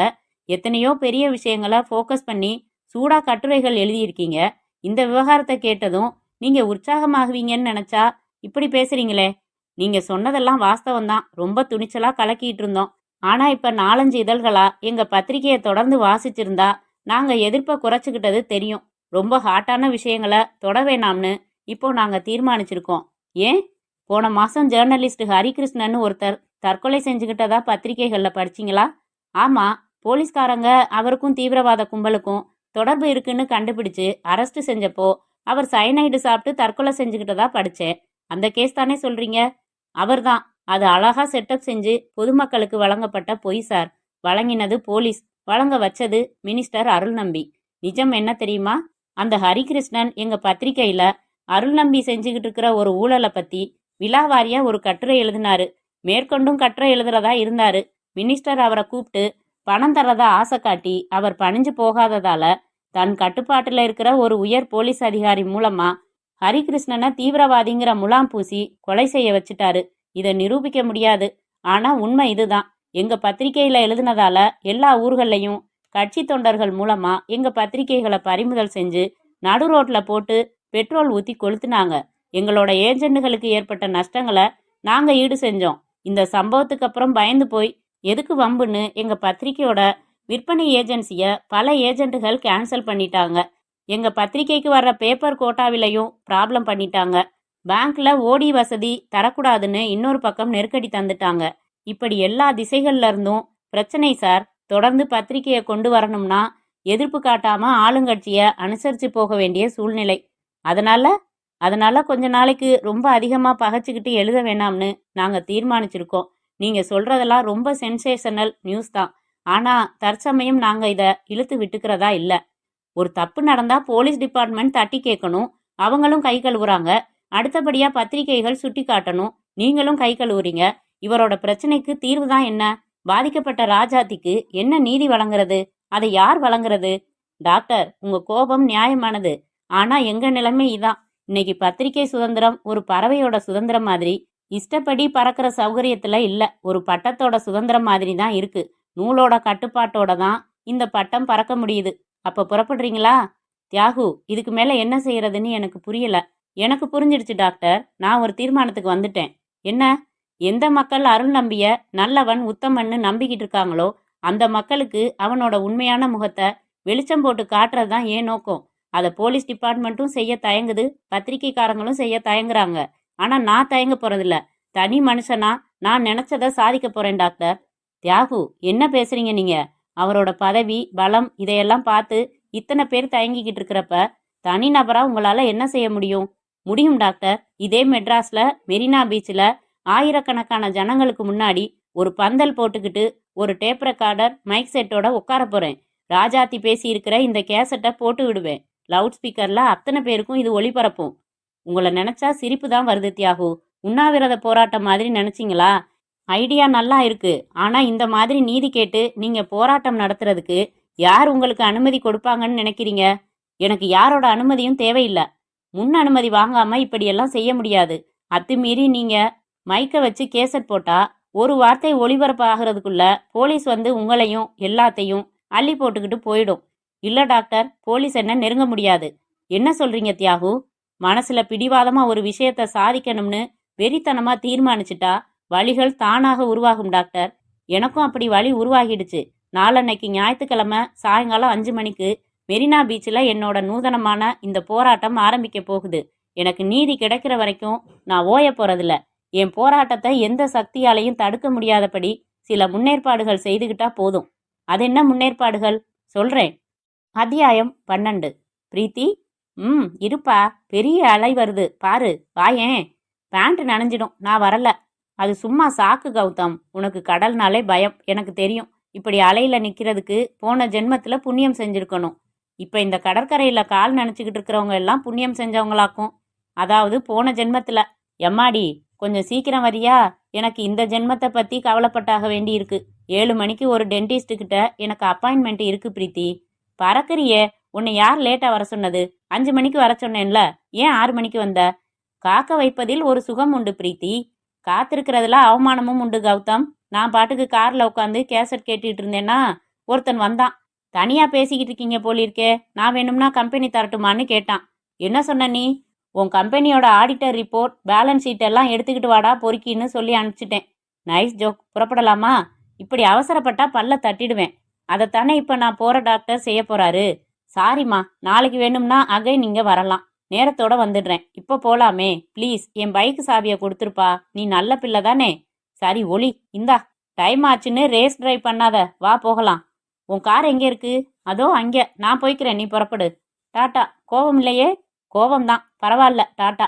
சியூ, நாளைக்கு ஃபோன் பண்ணுறேன். கொஞ்சம் சங்கீதம் கற்றுத்தா கானக்குயிலே, காதல் மெட்டுத்தான் கட்டித்தான் பாடு. ஏய், யார் நீ? என்ன செய்யற என் கார்ல உட்காந்துக்கிட்டு? உனக்காகத்தான் காத்துக்கிட்டு இருக்கேன் பிரீத்தி. ஏய், நீ தியாகு இல்ல? நீ சிங்கப்பூர்ல இருந்து வந்திருக்கிறதா தமிழ் சொன்னுச்சு. எப்ப வந்த? எப்படி இருக்க? உன் ஒய்ஃபை போய் பாத்தியா? ரொம்ப பாவம் இல்ல? இப்ப தேவலாமா அவளுக்கு? பிரீத்தி, உள்ள வந்து உட்காரு. காரை ஸ்டார்ட் பண்ணு. எங்கேயாவது போகணுமா உனக்கு? நோ ப்ராப்ளம், நான் உன்னை டிராப் பண்றேன். நான் சொல்ற இடத்துக்கு வண்டியை ஓட்டு. போற வழியில உங்க அப்பன் எவ்வளவு பெரிய அயோக்கியன்னு விபரமா சொல்றேன். ஏய், என்ன பேசுற நீ? நீ சொல்றத நான் எதுக்கு கேட்கணும்? உத்தரவை போடுற. வண்டியை விட்டு கீழே இறங்கு. இத பாரு, பொண்ணாச்சேன்னு நான் உன் மேல இறக்கப்படலாம். இந்த துப்பாக்கி இறக்கம் காட்டாது. காட், என்ன இதெல்லாம்? சொன்னபடி வண்டியை ஓட்டினா எதுவும் செய்ய மாட்டேன். கிளப்பு. Hello, Tamilarasan speaking. நான் தியாகு பேசுறேன். என்னப்பா, ஆஸ்பத்திரிக்கு போய் உன் ஒய்ஃபை பாத்தியா? பார்த்தேன், மினிஸ்டர் கிட்ட பேசணும். இரு. சார், தியாகு உங்ககிட்ட பேசணுமா? ஹலோ, அருள் நம்பி பேசுறேன். என்ன தியாகு, எப்படி இருக்கா உன் ஒய்ஃப்? இப்ப தேவலாமா? வாய மூடுடா ராஸ்கல். நீ ராஜாத்திக்கு செஞ்ச கொடுமைகள் அத்தனையும் எனக்கு தெரிஞ்சு போச்சு. சை, நீ எல்லாம் ஒரு மனுஷனாடா? கொஞ்சமாச்சும் மனசுல இரக்கம் இருந்திருந்தா இப்படியெல்லாம் நடந்திருப்பியாடா? ஏய், என்ன பேசுற? யார்கிட்ட பேசுற? போடா பொறுக்கி. உனக்கு என்னடா மரியாதை? எவ்வளவு தூரம் உன்னை நம்பினேன். தங்கச்சி தங்கச்சி நீ பழகினியடா துரோகி. இதோ பாரு, உன்னோட அட்டூழியம் அத்தனையும் பொதுமக்களுக்கு வெளிச்சம் போட்டு காட்ட போறேன். என்கிட்ட ஆதாரம் இருக்கு. உன் பொண்ணு பிரீத்தி இப்ப என்கிட்ட தான் இருக்கா. உனக்கு மனசாட்சி இருந்தா, உன் பொண்ணு உயிரோட வேணும்னு ஆசை இருந்தா, நீ ராஜாத்திக்கு செஞ்ச கொடுமைகளை எல்லாம் பகிரங்கமா ஊரறிய ஒத்துக்கிட்டு பதவி விலகணும். சட்டப்படி நீ செஞ்ச தப்புகளுக்கு உண்டான தண்டனைய அனுபவிக்கணும். டேய், என்ன மிரட்டுறியா? தியாகு, என் பலம் தெரியாம மோதாத. விளையாட்டுத்தனமா எதையாச்சும் பண்ணிக்கிட்டு இருக்காத. மரியாதையா என் பொண்ணை விட்டுடு. என்னை எதிர்த்துக்கிட்டு உன்னால எதுவும் செய்ய முடியாது தியாகு. அழிஞ்சு போயிடுவ. செய்ய முடியுமா முடியாதான்னு நாளைக்கு பாரு.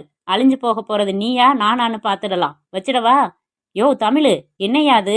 அந்த தியாகு என்னவோ மிரட்டலா பேசுறான். எல்லாம் தெரியுமா? ஆதாரம் இருக்கான். நம்ம பிரீத்திய பிடிச்சு வச்சிருக்கானா. நான் பகிரங்கமா ஒத்துக்கிட்டு பதவி விலகணுமா? கூப்பிடியா டிஐஜி கதிரேசனை? 1 மணி நேரத்துக்குள்ள பிரீத்திய மீட்டாகணும். அந்த பயலை கொண்டாந்து என் முன்னால நிறுத்தணும். புரிஞ்சுதா? என்னையா தமிழு, என்னாச்சு? நான் சொல்லி 4 மணி நேரமாச்சு. பிரீத்தி இன்னும் வீடு வந்து சேரல. சார், ஆஸ்பத்திரியில ராஜாத்தி இல்ல. அந்த டாக்டர் வாசுவும் இல்ல. தியாகுவ அவனோட சித்தப்பா வீட்ல, இன்னும் சில சொந்தக்காரங்க வீடுகள்ல தேடியாச்சு. எங்கேயும் வரல அவன். சிட்டில உள்ள எல்லா லாட்ஜுகளையும் பார்த்துட்டாங்க. எல்லா வாகனங்களையும் நிறுத்தி செக் பண்றாங்க.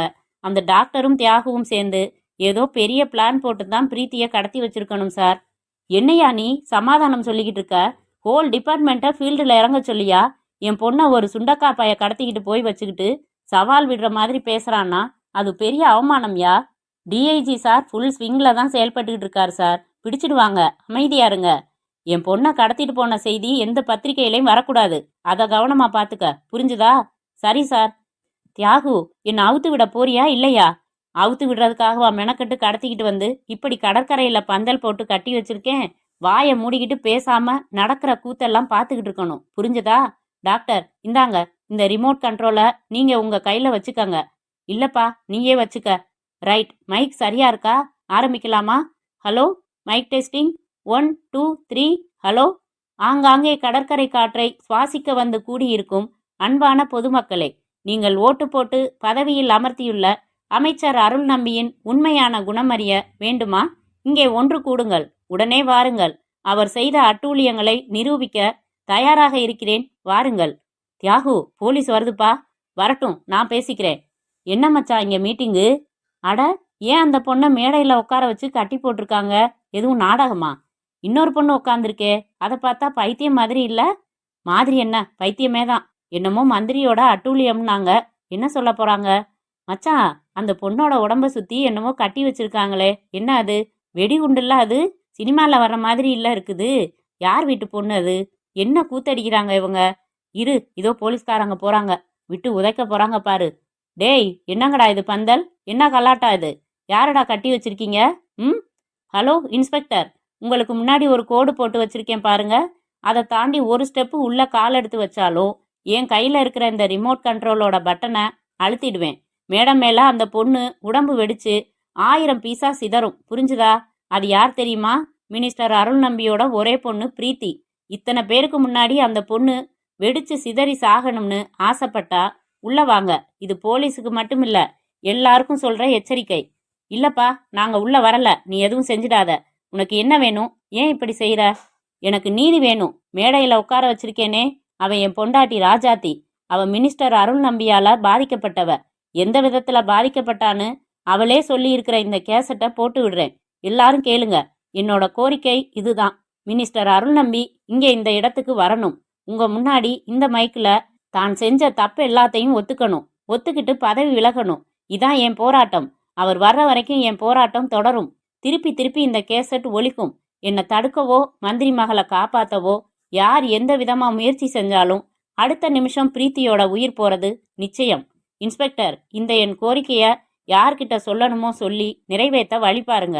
இப்போ பொது ஜனங்கள் இந்த கேசட்டை கேளுங்க. அத்தியாயம் 13. உங்களுக்கு வெக்கமா இல்ல? இன்னைக்கு 2வது நாளா அவன் இந்த போராட்டத்தை நடத்திக்கிட்டு இருக்கான். எதுவும் செய்ய முடியலன்னு சொல்றீங்களே, உங்களுக்கு எதுக்கியா மீச? சார், நீங்க பதட்டப்படக்கூடாது. அங்கே உள்ள நிலைமை புரியாம பேசுறீங்க. உங்க பொண்ணு உயிரை த்ரெட்டா வச்சிருக்கான், வெறியோட இருக்கான். அவனோட எச்சரிக்கையை மீறி போலீஸ் உள்ள நுழைஞ்சா உங்க மகளை உயிரோட சிதறடிக்க அவன் தயங்க மாட்டான். அந்த கேசட்டை பல தடவை ஒளிபரப்பிட்டதால பொதுமக்களோட சிம்பத்தி இப்போ இவன் பக்கம் திரும்பி இருக்கு.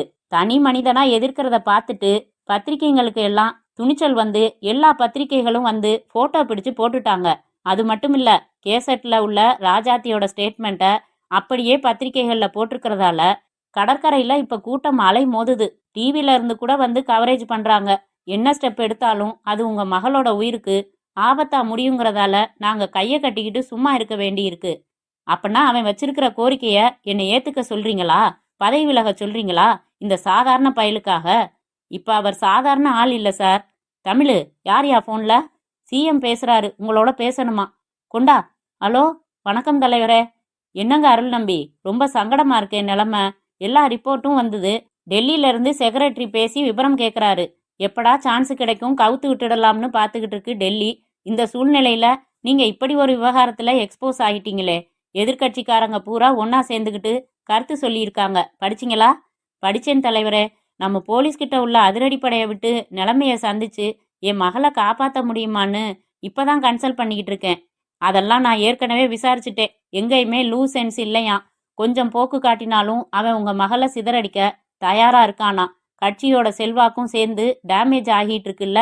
3வது நாள் போராட்டம், 4வது நாள் போராட்டம்னு அவன் தொடர்ந்துகிட்டே இருந்தா பப்ளிக் சிம்பதி அவன் பக்கம் இன்னும் அதிகரிக்கும்.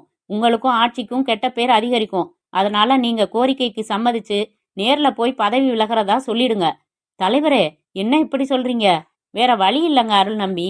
தீவிரவாதிகள் பெரிய அதிகாரிகளை கடத்திக்கிட்டு போய் வச்சுக்கிட்டு கோரிக்கைகள் வைக்கிறப்ப அதிகாரிகளோட உயிர்களை காப்பாத்துறதுக்காக அந்த கோரிக்கைகளை அரசாங்கமே நிறைவேற்றினது இல்லையா? அந்த மாதிரி தான் ஐயா, இங்க பணயமா வைக்கப்பட்டிருக்கிறது உங்க பொண்ணோட உயிர் மட்டும் இல்ல, நம்ம ஆட்சியோட உயிரும்.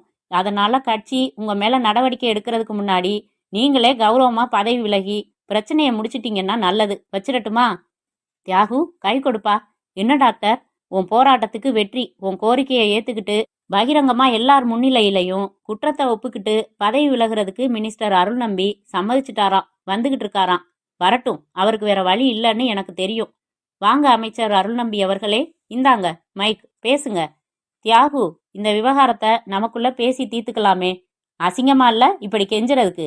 எல்லா ஜனங்களும் உங்களையே பார்த்துக்கிட்டு இருக்காங்க. பேசுங்க, இல்லைன்னா ரிமோட் கண்ட்ரோல் மேல என் விரல் பேசும். அன்பார்ந்த பொதுமக்களே, ஒரு மனிதன் எப்போதுமே நல்லவனாக இருக்க முடியாது. சில வேளைகளில் அவனின் தவறான குணங்களும் ஆட்சி செலுத்தும். அப்படி ஒரு பலவீனமான சூழ்நிலையில்தான் நான் இந்த ராஜாத்தி விஷயத்தில் தவறுகள் செய்ய நேர்ந்தது என்பதை வருத்தத்துடன் தெரிவித்துக் கொள்கிறேன். என் தவறுகளுக்கு பிராயச்சித்தமாக என் பதவியை விட்டு விலக தீர்மானித்து என் ராஜினாமா கடிதத்தை முதல்வருக்கு அனுப்பிவிட்டுத்தான் இங்கே வந்திருக்கிறேன். இதோ அதன் நகல்.